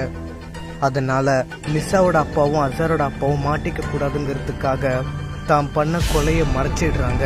அதாவது பெட்ரோல் கேனை எடுத்து வீடு முழுக்க ஊத்தி விட்டு வீடை மொத்தமா கொளுத்தி விட்டுடுறாங்க. அந்த வீடு சுத்தமா எரிஞ்சு போயிடுது. அந்த வீட்டுல இருந்த டெட் பாடிஸும் எரிஞ்சு கருகிடுது. இங்க நடந்தது கொலை கிடையாது, ஆக்சிடென்ட்டுங்கிற மாதிரி அவங்களே செட்டப் பண்ணி வச்சுட்டு ஊரையும் நம்ப வச்சுட்டு போயிடுறாங்க. மறுநாள் காலையில ஹச்சிகோ வீட்டை சுத்தி போலீஸா நிக்கிறாங்க. அது மட்டும் இல்லாம 2 ஆம்புலன்ஸ் வண்டியும் வந்து அங்க நிக்குது. பொதுமக்கள் எல்லாருமே ஹச்சிகோக்கு என்ன ஆச்சுன்னு பாக்குறாங்க. அப்போ ஹச்சிகோவோட ஒய்ஃப் மெலோனாவோட தங்கச்சி இந்த 3 பேரோட கருகி போன டெட் பாடியை மார்ச்சரியில் வேலை பார்க்குற 6 ஆளுங்க அந்த டெட் பாடிஸை தூக்கிட்டு வராங்க. இதை பார்த்த மெலோனா கண்ணீரோட நிற்கிறா. தன்னோட அப்பா அம்மா தங்கச்சி இறந்த சோகத்துல வாழ்க்கையை வெறுத்த மெலோனா எரிஞ்சு போனா அவளோட வீட்டுக்கு போறா. அவளோட வீட்டுக்கு போய் நடு கூடத்துல அழுதுகிட்டு ஸ்டார் கோலம் போட்டு சுத்தி மெழுகுபத்தி ஏத்தி வச்சு கண்ணாடி அவளை பார்த்தா மாதிரி வச்சுட்டு கழுத்துல கயிறை மாட்டிட்டு மெலோனா அந்த கண்ணாடியை பார்த்து சொல்றா, என் உயிரை நான் சாத்தானுக்காக காவு கொடுக்கறேன் அப்படின்னு சொல்லிட்டு அவ தூக்குல தொங்கி அப்படியே செத்துடுறா. இந்த ஃபைலை முழுசா படிச்சு முடிச்சிட்டு ஹையர் ஆஃபீஸர் சொல்றாரு, ஓ மை காட். பெல் அழுத்தி அலெக்ஸை உள்ள கூப்பிடுறாரு. அப்போ அலெக்ஸ் உள்ள வந்து சேர்ல உட்கார்றாரு. அப்போ வில்லியம் அலெக்ஸை பார்த்து கேட்குறாரு, அலெக்ஸ், இந்த சம்பவம் உண்மையானதா அப்படின்னு கேட்கவும் அதுக்கு அலெக்ஸ் சொல்றாரு, ஆமா சார், நடந்தது எல்லாத்தையுமே அந்த 80 வயசு பாட்டி எங்களுக்கு சொன்னாங்க. கேட்ட எனக்கே அதிர்ச்சி ஆயிடுச்சு. பட் இதான் சார் உண்மை. அது மட்டும் இல்லாம உயிரே போனாலும் பரவாயில்ல, என்னோட உயிர் சாத்தானுக்கே போகணும்னு மெலோனா காவு கொடுத்துருக்கா சார். அதுக்கு ஹையர் ஆஃபீஸர் கேட்குறாரு, அடுத்து நீங்கள் என்னதான் பண்ண போறீங்க அலெக்ஸ், இந்த கேஸ் எப்படி முடிக்க போறீங்க அப்படின்னு கேட்கவும் அதுக்கு அலெக்ஸ் சொல்றாரு, இதுக்கு முக்கியமாக எனக்கு 2 பேர் தேவைப்படுறாங்க. ஒன்று, 10 வருஷத்துக்கு முன்னாடி மெலோனா கொலை பண்ண ட்ரை பண்ண அசார் அண்ட் லிசா. இவங்க 2 பேரையுமே கண்டுபிடிச்சிட்டா மெலோனாவோட ஆவியை ஏதாச்சும் ஒரு புத்தரை வச்சு பிடிக்கிறதுக்கு நான் ஏற்பாடு பண்ணுறேன் சார். அதுக்கு ஹையர் ஆஃபீஸர் சொல்கிறாரு, அலெக்ஸ், ஒரு பேய் இத்தனை பேரை கொண்டுச்சுன்னு சொன்னால் மக்கள் யாருமே நம்ப மாட்டாங்க அலெக்ஸ். அதை மனசில் வச்சுக்கிட்டு இந்த கேஸை மூவ் பண்ணுங்க அப்படின்னு சொல்கிறாரு. இந்த பக்கம் அசார் நஸ்ரின் கிட்ட சொல்கிறான், நஸ்ரின், நான் போகிறேன், ஆனால் திரும்பி வருவேனான்னு சொல்ல முடியாது. ஏன்னா என்னி லிசாவையும் அந்த சைக்கோ கேர்ள் கொல்றதுல தீவிரமாக இருக்கா. குழந்தைய பத்திரமா பார்த்துக்க என் இடத்துல இருந்து. ஒருவேளை அந்த சைக்கோ கேர்ளோட ஆவியை நாங்கள் அழிச்சிட்டோன்னா கண்டிப்பாக உன்னை தேடி நான் வருவேன். இந்த பக்கம் லிசா நைட் நேரத்தில் ஹாஸ்பிட்டல் பெட்டில் படுத்திருக்கா. அப்போ ஒரு நர்ஸு லிசாவுக்கு இன்ஜெக்ஷன் போடுறதுக்காக வராங்க. அப்போ அந்த நர்ஸு கையை காட்டுமா அப்படின்னு சொல்லவும் லிசா கையை காட்டுறா. அப்போ லிசா அந்த நர்ஸு கிட்ட கேட்குறா, சிஸ்டர், எப்ப நான் ஹாஸ்பிட்டல் விட்டு டிஸ்சார்ஜ் ஆகுவேன் அப்படின்னு கேட்கவும் அதுக்கு அந்த நர்ஸு சொல்றா, இனிமே நீ நிரந்தரமா டிஸ்சார்ஜ் ஆக போற லிசா அப்படின்னு சொல்லவும் அதுக்கு லிசா சொல்றா, என்ன சிஸ்டர் சொல்றீங்க அப்படின்னு கேட்டுட்டு அந்த நர்ஸு முகத்தை பார்க்குறா. அப்போ அந்த நர்ஸு முகம் ரொம்ப கொடூரமாகவும் பயங்கரமாகவும் இருக்கு. அதை பார்த்த லிசா பயத்துல காப்பாத்துங்க அப்படின்னு கத்த ஆரம்பிக்கிறா. அப்போ அந்த கொடூரமான நர்ஸு லிசா கிட்ட சொல்றா, நீ எவ்வளவுதான் கத்தினாலும் வெளியே யாருக்கும் கேட்காது அப்படின்னு சொல்லிக்கிட்டே தட்டுல இருக்கிற ஒரு ஆபரேஷன் பண்ற கத்தியை எடுத்து அந்த நர்ஸ் லிசாவை குத்த வரா. அப்போ லிசா அந்த கத்தி குத்துலேருந்து தப்பிச்சிடுறா. அப்போ லிசா அவ பக்கத்துல இருந்த குளுக்கோஸ் கம்பியை எடுத்து அந்த நர்ஸோட தலையிலே அடிச்சிடுறா. அப்போ அந்த நர்ஸ் கீழே விழுந்துடுறா. அப்போ லிசா கொஞ்சம் கொஞ்சமா அந்த நர்ஸ் கிட்ட போறா. அப்போ திடீர்னு அந்த நர்ஸ் கண்ணை முழிச்சு எந்திரிச்சு லிசாவையே முறைச்சி பார்த்துட்டு நிக்கிறா. அப்போ லிசா அந்த கொடூரமான நர்ஸ் கிட்ட சொல்றா, ஒழுங்கு மரியாதையா நான் வெளில போக விடுடி, இல்லன்னா உன்னை கொன்றுவேன் அப்படின்னு சொல்லவும் அப்ப அந்த நர்ஸ் சொல்றா, அவ தான் ஏற்கனவே செத்துட்டானே, அப்புறம் நீ வேற அவளை சாவடிக்க போறியா லிசா அப்படின்னு சொல்லிக்கிட்டே அந்த நர்ஸ் கொஞ்சம் கொஞ்சமா மெலோனாவா மாறி லிசாவையே பார்த்துட்டு நிக்கிறா. அப்போ மெலோனா சிரிச்சுக்கிட்டு அவளோட வாயை திறக்கிறா. அப்போ அவளோட வாய் ரொம்ப பெருசா பொளக்குது. அதை பார்த்து பயந்து போன லிசா அப்போ மெலோனா லிசாவை கடிக்க வரா. அப்போ லிசா ஓடி கதவு கிட்ட வந்து அந்த கதவை திறந்து அந்த நர்ஸு பேஷண்ட் ரூம்லயே வச்சு பூட்டிட்டு திரும்பி பார்க்கறா. அப்போ லிசா ரொம்ப அதிர்ச்சி ஆகுறா. ஏன்னா அந்த ஹாஸ்பிட்டல் பூரா ஒரு அபேண்டன் ஹாஸ்பிட்டல் மாதிரி காட்சி அளிக்குது. அப்ப லிசா திரும்பி பார்க்கறா. அப்போ லிசாக்கும் பின்னாடி ஒரு கருப்பு உருவம் கத்தியை வச்சுக்கிட்டு வேகமா ஓடி வருது. அப்போ அந்த நேரம்னு பார்த்து திடீர்னு கரண்ட் கட் ஆகிருது. அப்போ லிசா பயத்துல அழுக ஆரம்பிக்கிறா. இப்படியே கொஞ்ச நேரம் அழுதுட்டு இருக்கா. அப்போ திடீர்னு கரண்ட் வந்துருது. அப்போ லிசா ரொம்ப அதிர்ச்சி ஆகுறா. ஏன்னா 1938ல அவளோட அப்பாவும் அசரோட அப்பாவும் பண்ண கொலை சம்பவத்தை அந்த சைக்கோ லேடி மெலோனா லிசா கண்முன்னே காட்டுறா. அதை பார்த்த லிசா தன்னோட அப்பா ஒரு குடும்பத்தையே கொலை பண்ணிட்டாருன்னு தெரிஞ்ச உடனே லிசா செவுத்துல சாஞ்சபடியே அழுக ஆரம்பிக்கிறா. அப்போ மெலோனா சொல்றா, சந்தோஷமா இருந்த என் குடும்பத்தை உன் அப்பாவும் அதரோட அப்பாவும் சேர்ந்து சகிச்சுட்டாங்க. அதனாலதான் பழிக்கு பழியா உன் அப்பாவையும் அசரோட அப்பாவையும் நான் கொன்னேன். நான் எப்படி என் குடும்பத்தை இழந்த கஷ்டப்பட்டனோ அதே மாதிரி நீயும் அசாரும் கஷ்டப்படணும்னு நான் அப்படி பண்ணேன். அன்னைக்கு உன்னே அசாரையும் கொண்டு என் ஆத்மாவை நானே சாந்தி படுத்திருப்பேன். ஆனா குறுக்க அந்த அலெக்ஸ் வந்துட்டான். இல்லைன்னா அன்னைக்கே அசாரையும் உன்னையும் சேர்த்து கொண்டு இருப்பேன். இந்த தடவையை கிட்ட உங்களால தப்பிக்க முடியாது அப்படின்னு சொல்லி லிசாவை கத்தியால குத்த வரா. அப்போ ஒரு மந்திர கயிறு மெலோனா ஆவிய கட்டி போட்டுருது. அப்போ ஷாமோட ஆவி சொல்லுது, லிசா இங்க ரொம்ப நேரம் நிக்காத, சீக்கிரம் ஹாஸ்பிட்டல் என்ட்ரன்ஸ் வழியா வெளில வந்துரு, என்னால இவளை ரொம்ப நேரம் கட்டுப்படுத்த முடியாது அப்படின்னு ஷாம் சொல்லவும் அதை கேட்ட லிசா ஓட ஆரம்பிக்கிறா. அப்போ ஷாம் கண்ணை முடிச்சு அசார் கிட்ட சொல்றாரு, லிசா இப்போ ஹாஸ்பிட்டல் விட்டு வெளியே வருவா பாரு அப்படின்னு சொல்லவும் லிசா ஹாஸ்பிட்டல் விட்டு வெளியே வரா. அப்போ அசார் லிசாவை பார்த்து சொல்றான், லிசா சீக்கிரம் இங்க வா அப்படின்னு சொல்லவும் அதை கேட்ட லிசா அசார் இருக்கிற கால் டாக்ஸி கிட்ட ரோடு கிராஸ் பண்ணிட்டு வந்துட்டு இருக்கா. அப்போ திடீர்னு ஒரு கார் வேகமா வந்துட்டு இருக்கு. அப்போ அந்த கார் டிரைவ் பண்றவரு பிரேக்கை பிடிக்கிறாரு. ஆனா கார் பிரேக்கை பிடிக்கவே இல்லை. அப்போ கார் வர்றதை பார்த்த லிசா வேகமா ஓடி வந்து அந்த பிரேக் இல்லாத கார் கிட்ட இருந்து தப்பிச்சிடுறா. அப்படியே லிசா அசார் ஷாம் இருக்கிற டாக்ஸி கார் கிட்ட வந்து டாக்ஸி கார்ல ஏறி போயிடுறா. அப்போ லிசா அசார் பார்த்து கேக்குறா, அசார் நீ எப்ப இங்க வந்த அப்படின்னு கேட்கவும் அதுக்கு அசார் சொல்றான், லிசா நானா இங்க வரல, சூழ்நிலை தான் நம்ம எங்களை கூட்டிட்டு வந்திருக்கு. ரொம்ப அரண்டு போயிருக்க, அந்த சைக்கோ கேர்ள் நீ பாத்தியா அப்படின்னு கேட்கவும் அதுக்கு லிசா சொல்றா, ஆமா நான் அவளை மறுபடியும் பார்த்தேன். அப்போ ஷாம் சொல்றாரு, இந்த ஊர்ல என்னோட அசிஸ்டன்ட் இருக்காரு, அவரோட வீட்டுக்கு போய் நம்ம எதுவாக இருந்தாலும் பேசிக்கலாம், இங்க எதுவும் பேசாதீங்க, புரிஞ்சுதா அப்படின்னு சொல்லவும் லிசாவும் அசாரும் வாயை மூடிக்கிட்டு வராங்க. இந்த பக்கம் அலெக்ஸ் கூட வேலை பார்க்குறவரு அசாரோட ஃபோன் நம்பரை கண்டுபிடிச்சி அலெக்ஸ் கிட்ட கொடுக்குறாரு. அசார் நம்பரை வாங்கிக்கிட்ட அலெக்ஸ் அசாருக்கு ஃபோன் பண்ணுறாரு. இந்த பக்கம் அசார் லிசா கிட்ட கேட்குறான், உனக்கு கல்யாணம் ஆயிடுச்சா அப்படின்னு கேட்கவும் அதுக்கு லிசா சொல்கிறா, கல்யாணம் ஆயிடுச்சு. அப்படின்னு சொல்லிட்டு லிசாவும் அசாரும் பேசிக்கிட்டு இருக்காங்க. அப்போ அலெக்ஸுக்கு ஒரு ஃபோன் கால் வருது. ஃபோன் பண்ணுறது யாருன்னா அலெக்ஸ். என்ன புது நம்பராக இருக்கு அப்படின்னு சொல்லிட்டு அசார் ஃபோனை எடுத்து பேசுகிறான். ஹலோ, யாரு? என்ன ஞாபகம் இல்லையா சார்? 1998 அப்படின்னு சொல்லவும் அதை கேட்ட அசார், அலெக்ஸ் நீங்களா? எப்படி இருக்கீங்க? நல்லா இருக்கீங்களா? என் ஃபோன் நம்பர் எப்படி உங்ககிட்ட? சரி, இப்போ நீங்கள் எங்கே இருக்கீங்க அப்படின்னு கேட்கவும் அதுக்கு அலெக்ஸ் சொல்கிறான், அசார் நான் நல்லா இருக்கிறது இருக்கட்டும், அந்த சைக்கோ லேடியை பற்றி நான் நிறைய டீட்டெயில்ஸ் நான் கலெக்ட் பண்ணியிருக்கேன். உடனே நான் ஒன்றையும் லிசாவையும் பார்த்தாகணும். எங்கே இருக்கீங்க 2 பேரும் அப்படின்னு கேட்கவும் அதுக்கு அசார் சொல்கிறான், நானும் லிசாவும் இப்போது நியூயார்க்கில் தான் இருக்கோம். ஒரு புத்தகம் பார்க்கறதுக்காக நாங்கள் அங்கே போயிட்டுருக்கோம். நீங்கள் நியூயார்க் வந்தீங்கன்னா எங்களை பார்க்கலாம் அப்படின்னு சொல்லவும் அதுக்கு அலெக்ஸ் சொல்கிறான், உடனே நாங்கள் கிளம்பி வரோம்.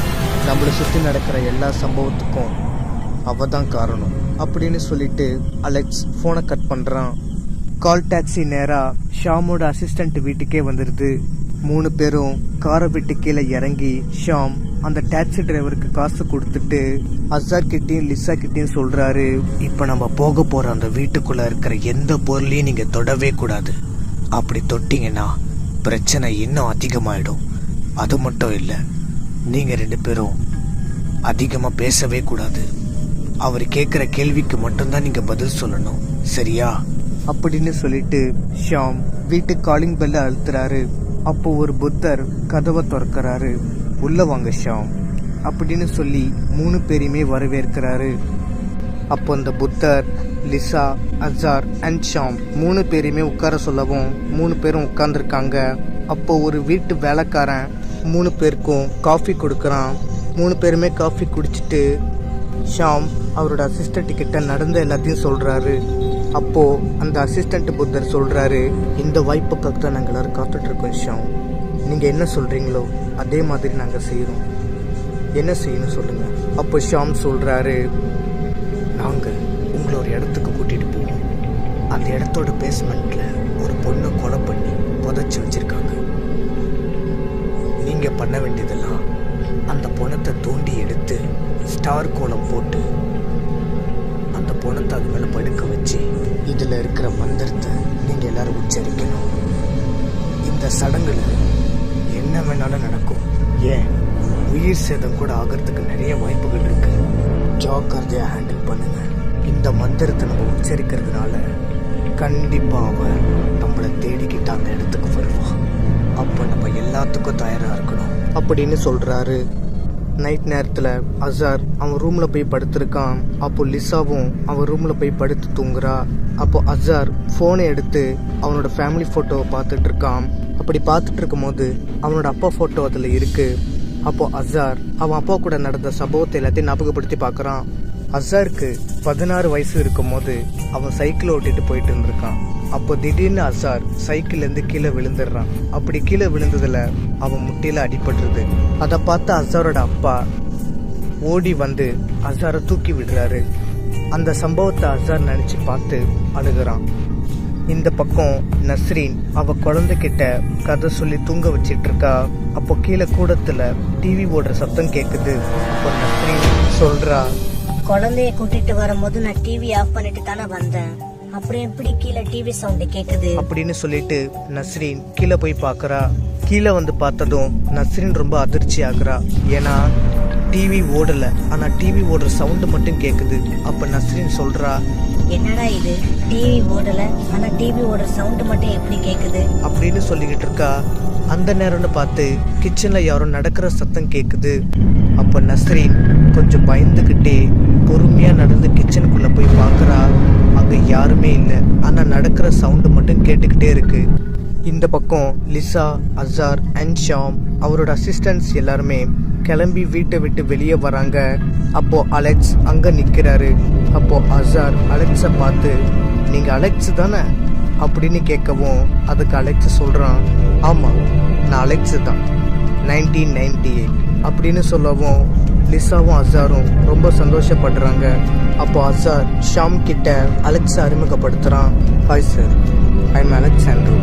இதே ஒரு போலீஸ் ஸ்டேஷனில் ஒரு சப் இன்ஸ்பெக்டராக இருக்கேன் அப்படின்னு சொல்லவும் அதுக்கு ஷாம் சொல்கிறாரு, நான் ஷாம் புத்தராக இருக்கேன். வாங்க உள்ள வந்து பேச. அசிஸ்டன்ட், நீங்களாம் உள்ள போய் ப்ராக்டிஸ் பண்ணுங்க அப்படின்னு சொல்றாரு. அலெக்ஸ் சேர்ல உட்காந்து லிசா கிட்டயும் அசார் கிட்டயும் மெலோனாக்கு நடந்த எல்லா சம்பவத்தையும் சொல்றான். அதை கேட்ட அசார் ரொம்ப அதிர்ச்சி ஆகுறான். என் அப்பா ஒரு குடும்பத்தை கொல்றதுக்கு ஹெல்ப் பண்ணியிருக்காரு.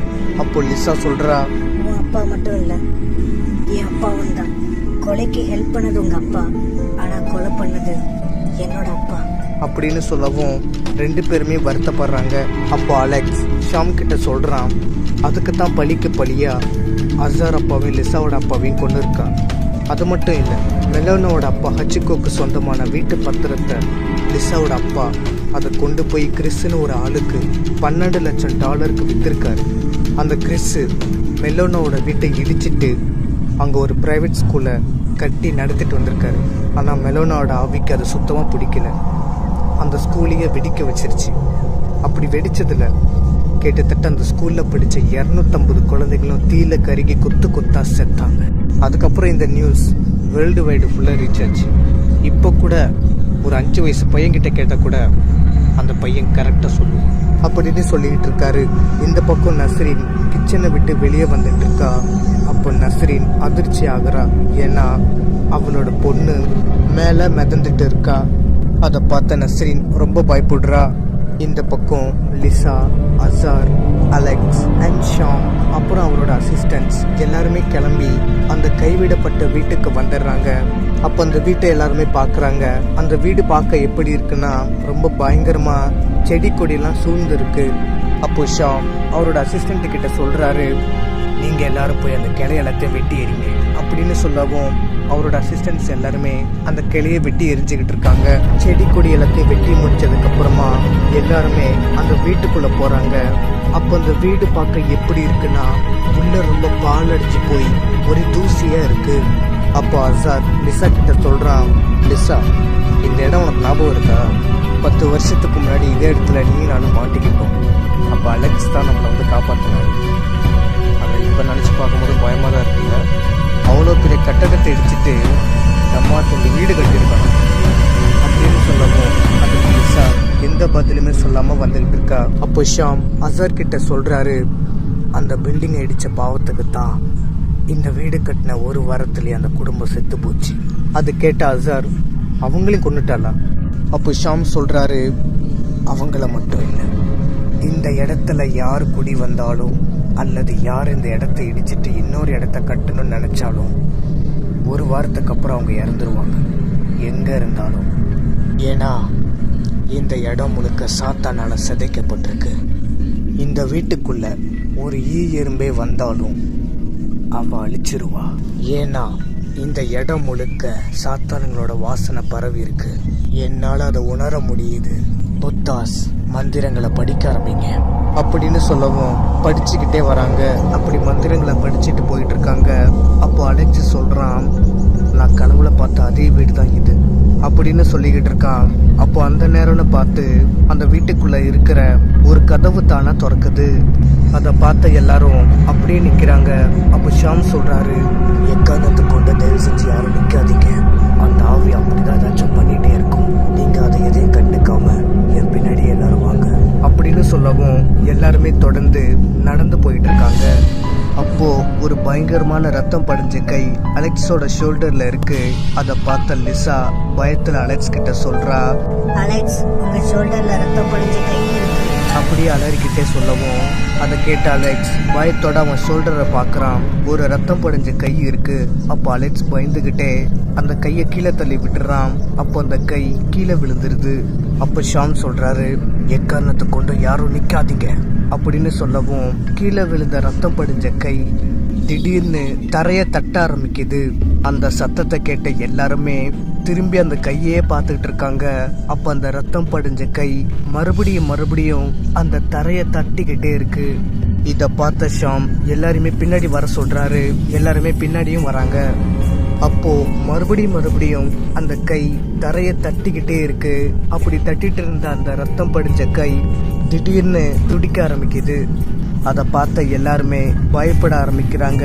அப்போ ஷாம் சொல்றாரு, யாரும் பயப்படாதீங்க, புத்தா மந்திரத்தை வேகமா சொல்ல ஆரம்பிங்க அப்படின்னு சொல்லவும் எல்லா புத்தாவும் மந்திரத்தை வேகமா சொல்ல ஆரம்பிக்கிறாங்க.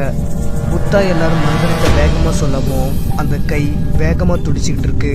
அப்படி துடிச்சிட்டு இருந்த அந்த கை திடீர்னு தவிழ்ந்து வந்து அசாரோட கழுத்தை பிடிச்சு நெருக்கிது. அப்படி கழுத்தை பிடிச்சு நெரிக்கவும் அசார் திணறிக்கிட்டு இருக்கான். அப்போ அந்த கையை எடுக்க எல்லாருமே முயற்சி பண்றாங்க. ஆனா அந்த கையை யாராலுமே பிடிச்சி இழுக்க முடியல. இந்த பக்கம் அசாரோட பொண்ணையும் அந்த கை கழுத்தை பிடிச்சு நெரிச்சுக்கிட்டு இருக்கு. இதை பார்த்த நஸ்ரீன் அழுதுகிட்டே, என் பொண்ணு ஒண்ணு பண்ணிடாத, என் பொண்ணை விட்டுரு அப்படின்னு சொல்லி கெஞ்சி அழுதுகிட்டு இருக்கா. அப்போ ஷாம் ஒரு தண்ணியை எடுத்து அதுல மந்திரத்தை ஓதி அந்த ரத்தம் படிஞ்ச கையில தெளிக்கிறாரு. அப்போ அந்த ரத்தம் படிஞ்ச கை பொசுங்கி கீழே விழுந்துருது. அதே மாதிரி நஸ்ரீனோட பொண்ணை கழுத்தை பிடிச்சிட்டு இருந்த அந்த கையும் திடீர்னு மறைஞ்சு போயிடுது. அப்போ அந்த குழந்தை கீழே விழுது. அப்போ நஸ்ரீன் அந்த குழந்தைய பிடிச்சிடுறா. நம்ம எல்லாரும் பேஸ்மெண்ட்டுக்கு போக விடாம அந்த ஆவி தடுத்துக்கிட்டு இருக்கு. அந்த ஆவி பண்றத நம்ம ஏதாச்சும் கண்டுகிட்டே இருந்தோம்னா நம்மளால பேஸ்மெண்ட்டுக்கு போய் ஒழுங்கா சேர முடியாது. அதனால தயவு செஞ்சு எல்லாரும் அந்த ஆவி பண்ற எந்த விஷயத்தையும் நீங்க கண்டுக்காம என் பின்னாடியே வாங்க. இந்த தடவை உங்களை காப்பாத்துற மாதிரி அடுத்த தடவை என்னால உங்களை காப்பாற்ற முடியுமான்னு என்னால சரியா சொல்ல முடியாது அப்படின்னு ஷாம் சொல்றாரு. அதை கேட்ட எல்லாருமே நடந்து போயிட்டு இருக்காங்க. அப்போ திடீர்னு 4 கதவு திறக்குது. அப்போ அந்த 4 கதவுல இருந்து என்னை காப்பாத்துங்கன்னு சத்தம் கேட்குது. அதை எதையுமே காதுல வாங்காம எல்லாருமே பயந்தபடி நடந்து போயிட்டு இருக்காங்க. அப்போ அந்த கத்துற சத்தம் இன்னும் அதிகமாகுது. எல்லாருமே காதை மூடிட்டு நடந்து போயிட்டு இருக்காங்க. அப்போ அந்த நேரம்னு பார்த்து அசாரோட தங்கச்சி, அசார் என்னை காப்பாத்து. அசாரோட தங்கச்சி கத்துற சத்தம் கேட்குது. அப்போ அசார் ஒரு செகண்ட் நின்று அப்படியே திரும்பி பார்க்கறான். அசாரோட தங்கச்சி அங்க நிக்கிறா. அதை பார்த்தா அசார் அதிர்ச்சி ஆகுறான். அப்போ திடீர்னு அசாரோட தங்கச்சி கொஞ்சம் கொஞ்சமா ஆவியா மாறி அசாரை கத்தி எடுத்து குத்த வரா. அப்போ திடீர்னு அந்த கதவு சாத்திருது. பேஸ்மெண்ட்டுக்கு எல்லாரும் வந்துடுறாங்க. அப்போ ஷாம் சொல்றாரு, அலெக்ஸ், இங்க ஹச்சிகோவோட ஃபேமிலியை எங்க கொல்ல புதைச்சாங்க அப்படின்னு கேட்கவும் அதுக்கு அலெக்ஸ் சொல்றான், எங்க புதைச்சாங்கன்னு அந்த பாட்டி என்கிட்ட சரியா சொல்லல சார் அப்படின்னு சொல்லவும் அதை கேட்ட ஷாம் அவர் பையில இருந்து ஒரு லெமன் எடுக்கிறாரு. அப்போ ஷாம் அலெக்ஸ் கிட்ட சொல்றாரு, இந்த லெமனை இப்ப நான் உருட்டி விட போறேன். இந்த லெமனே அந்த டெட் பாடியை காட்டி கொடுக்கும் அப்படின்னு சொல்லிட்டு ஷாம் அந்த லெமனை உருட்டி விடுறாரு. அப்போ அந்த லெமன் எல்லா இடத்துலையும் உருட்டிட்டு திரும்பி வந்துடுது. ஆனா ஒரே ஒரு இடத்துல மட்டும் அந்த லெமன் போய் அப்படியே நின்றுது. அப்ப அந்த லெமன் கொஞ்சம் கொஞ்சமா அழுகி போயிருது. அப்போ ஷாம் அலெக்ஸ் கிட்ட சொல்றாரு, அந்த டெட் பாடியில அங்கதான் இருக்கு அசிஸ்டன்ஸ், அந்த இடத்துக்கு போய் வேலையை ஆரம்பிங்க அப்படின்னு சொல்லவும் அதை கேட்டு அவரோட அசிஸ்டன்ஸ் எல்லாருமே அந்த இடத்துக்கு போய் ஸ்டார் கோலம் போட்டு மெழுகுபத்தி ஏற்றி வைக்கிறாங்க. அப்போ Shaam, Alex, Azhar and Lisa 3 பேர்கிட்டையும் சொல்றாரு, நானே அசிஸ்டன்ஸும் அந்த இடத்துல போய் உட்காந்து நாங்கள் மந்திரம் சொல்ல ஆரம்பிப்போம். மந்திரம் சொல்ல ஆரம்பிச்ச 5வது நிமிஷத்துலேயே ஒரு நுழைவாயில் திறக்கும்.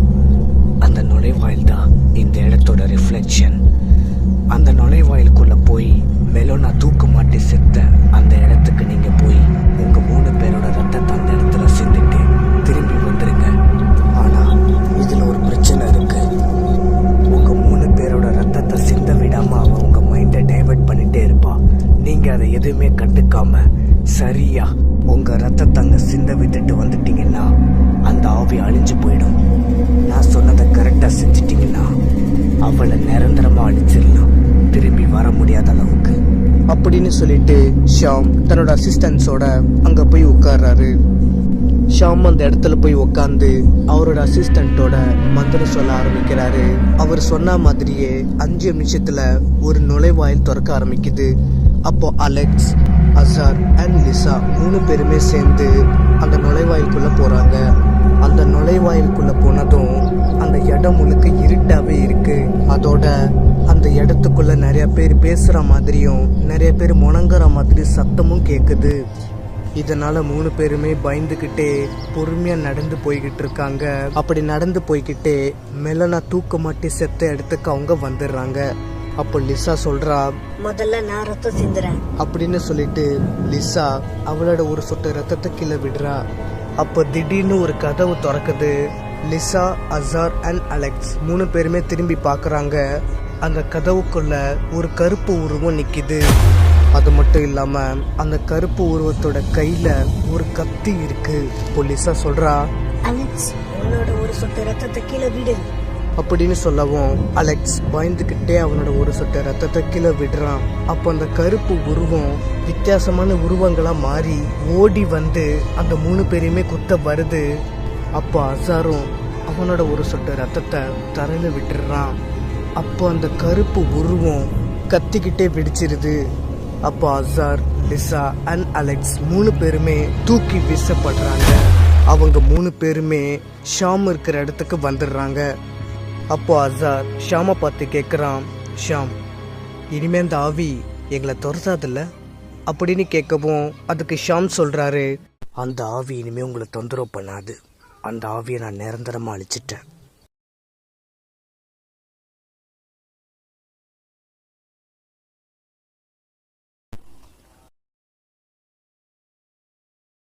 அலெக்ஸோட ஹையர் ஆஃபீஸர் சொல்றாரு, வெல்டன் அலெக்ஸ், 10 வருஷமா எப்படியோ போராடி இந்த கேஸை முடிச்சிட்டல, கன்கிராட்ஸ் அப்படின்னு சொல்லவும் அதுக்கு அலெக்ஸ் சொல்றான், நான் என்னோட கடமை தானே சார் செஞ்சேன், இதில் என்ன இருக்கு, வேற ஏதாச்சும் மிஸ்ட்ரி கேஸ் இருந்தால் கொடுங்க சார், அதையும் முடிக்க நான் தயார் அப்படின்னு சொல்லவும் அதுக்கு அலெக்ஸோட ஹையர் ஆஃபீஸர் சொல்றாரு, இருக்கு அலெக்ஸ், பல பேர் இந்த கேஸை முடிக்க பார்த்தாங்க, ஆனால் யாராலுமே இந்த கேஸை இது வரைக்கும் முடிக்கவே முடியல. இதில் வேடிக்கை என்னன்னா, இந்த கேஸை முடிக்கிற நேரத்தில் எல்லாருமே செத்து போயிட்டாங்கன்னா பார்த்துக்கேன். அதுக்கு அலெக்ஸ் சொல்கிறான், அப்படின்னு கேஸு சார் அப்படின்னு கேட்கவும் அதுக்கு ஹையர் ஆஃபீஸர் சொல்கிறாரு, அந்த கேஸ் உனக்கு மட்டும் இல்லை, இந்த உலகத்துக்கே தெரியும். நான் கேட்குற கேள்விக்கு கரெக்டாக பதில் சொல்ல அலெக்ஸ். நீ மட்டும் நைட்டு நேரத்தில் தனியாக ரோட்டில் நடந்து போயிட்டுருக்க. அப்படி போயிட்டு இருக்கும் போது திடீர்னு உன்னை பயமுறுத்துற மாதிரி ஒரு பொண்ணு எதுக்கு வந்து நிற்கிது. அந்த பொண்ணு உன்னை பார்த்து கேட்குது, நான் அழகா இருக்கேன். அதுக்கு நீ என்ன திரும்ப சொல்லுவ, நீங்கள் அழகா இருக்கீங்க அப்படின்ப. ஆனால் அந்த பொண்ணு தன்னோட முகத்தை காட்டும் போது அவனோட 2 சைடு வாயும் கிழிஞ்சு போயிருக்கும். அப்போ கத்தியை வச்சுக்கிட்டு அந்த பொண்ணு உன்னை பார்த்து நான் அழகா இருக்கலான்னு கேட்பா. அதுக்கு நீ என்ன சொல்லுவ? சார், இந்த கேஸை நான் எடுத்துக்கிறேன் அப்படின்னு சொல்லவும் அதுக்கு ஹையர் ஆஃபீஸர், ஓகே அலெக்ஸ், தாராளமாக எடுத்துக்கோங்க. அலெக்ஸ் ஹையர் ஆஃபீஸர் ரூம் விட்டு வெளியே போகிறான். அப்போ அலெக்ஸ் தெரியாமல் ஒரு ஆஃபீஸர் மேலே மோதிடுறான். அப்படி மோதினதில் அலெக்ஸ் வச்சிருந்த எல்லா ஃபைலோட பேப்பரும் கீழே விழுந்துருது. அலெக்ஸ் எல்லா ஃபைல் பேப்பரையும் அடுக்கி வச்சுக்கிட்டு இருக்கான். அப்போ மெலோனோட ஃபேமிலி ஃபோட்டோ கடைசியாக ஒரு தடவை பார்த்துட்டு ஃபைலுக்குள்ளே வைக்கிறான். அப்போ அலெக்ஸ் சொல்கிறான், மெலனோட ஃபேமிலி ஃபோட்டோவில் ஏதோ வித்தியாசமாக இருக்கே அப்படின்னு சொல்லிட்டு அலெக்ஸ் மறுபடியும் மெலனோட ஃபேமிலி ஃபோட்டோ பார்க்குறான். அதில் மெலோனாவோட பாட்டியும் இருக்காங்க. அதை பார்த்து அலெக்ஸ் அதிர்ச்சி ஆகுறான். அப்போ அலெக்ஸ் சொல்கிறான், ஒரு நிமிஷம் இரு, அந்த அபேண்டன் ஹவுஸை பார்க்கும்போது ஒரு பாட்டி என்கிட்ட வந்து நடந்தது எல்லாத்தையும் சொன்னாங்க. அந்த பாட்டி தான் இப்போ இந்த ஃபோட்டோவில் இருக்காங்க. அப்போ இந்த பாட்டி செத்து 81 வருஷம் ஆச்சா அப்படின்னு சொல்லிட்டு அலெக்ஸ் அதிர்ச்சி ஆகுறான். அப்போ அந்த பாட்டியோட ஃபோட்டோ கண்ணிலிருந்து ரத்தம் ஊற்றுது.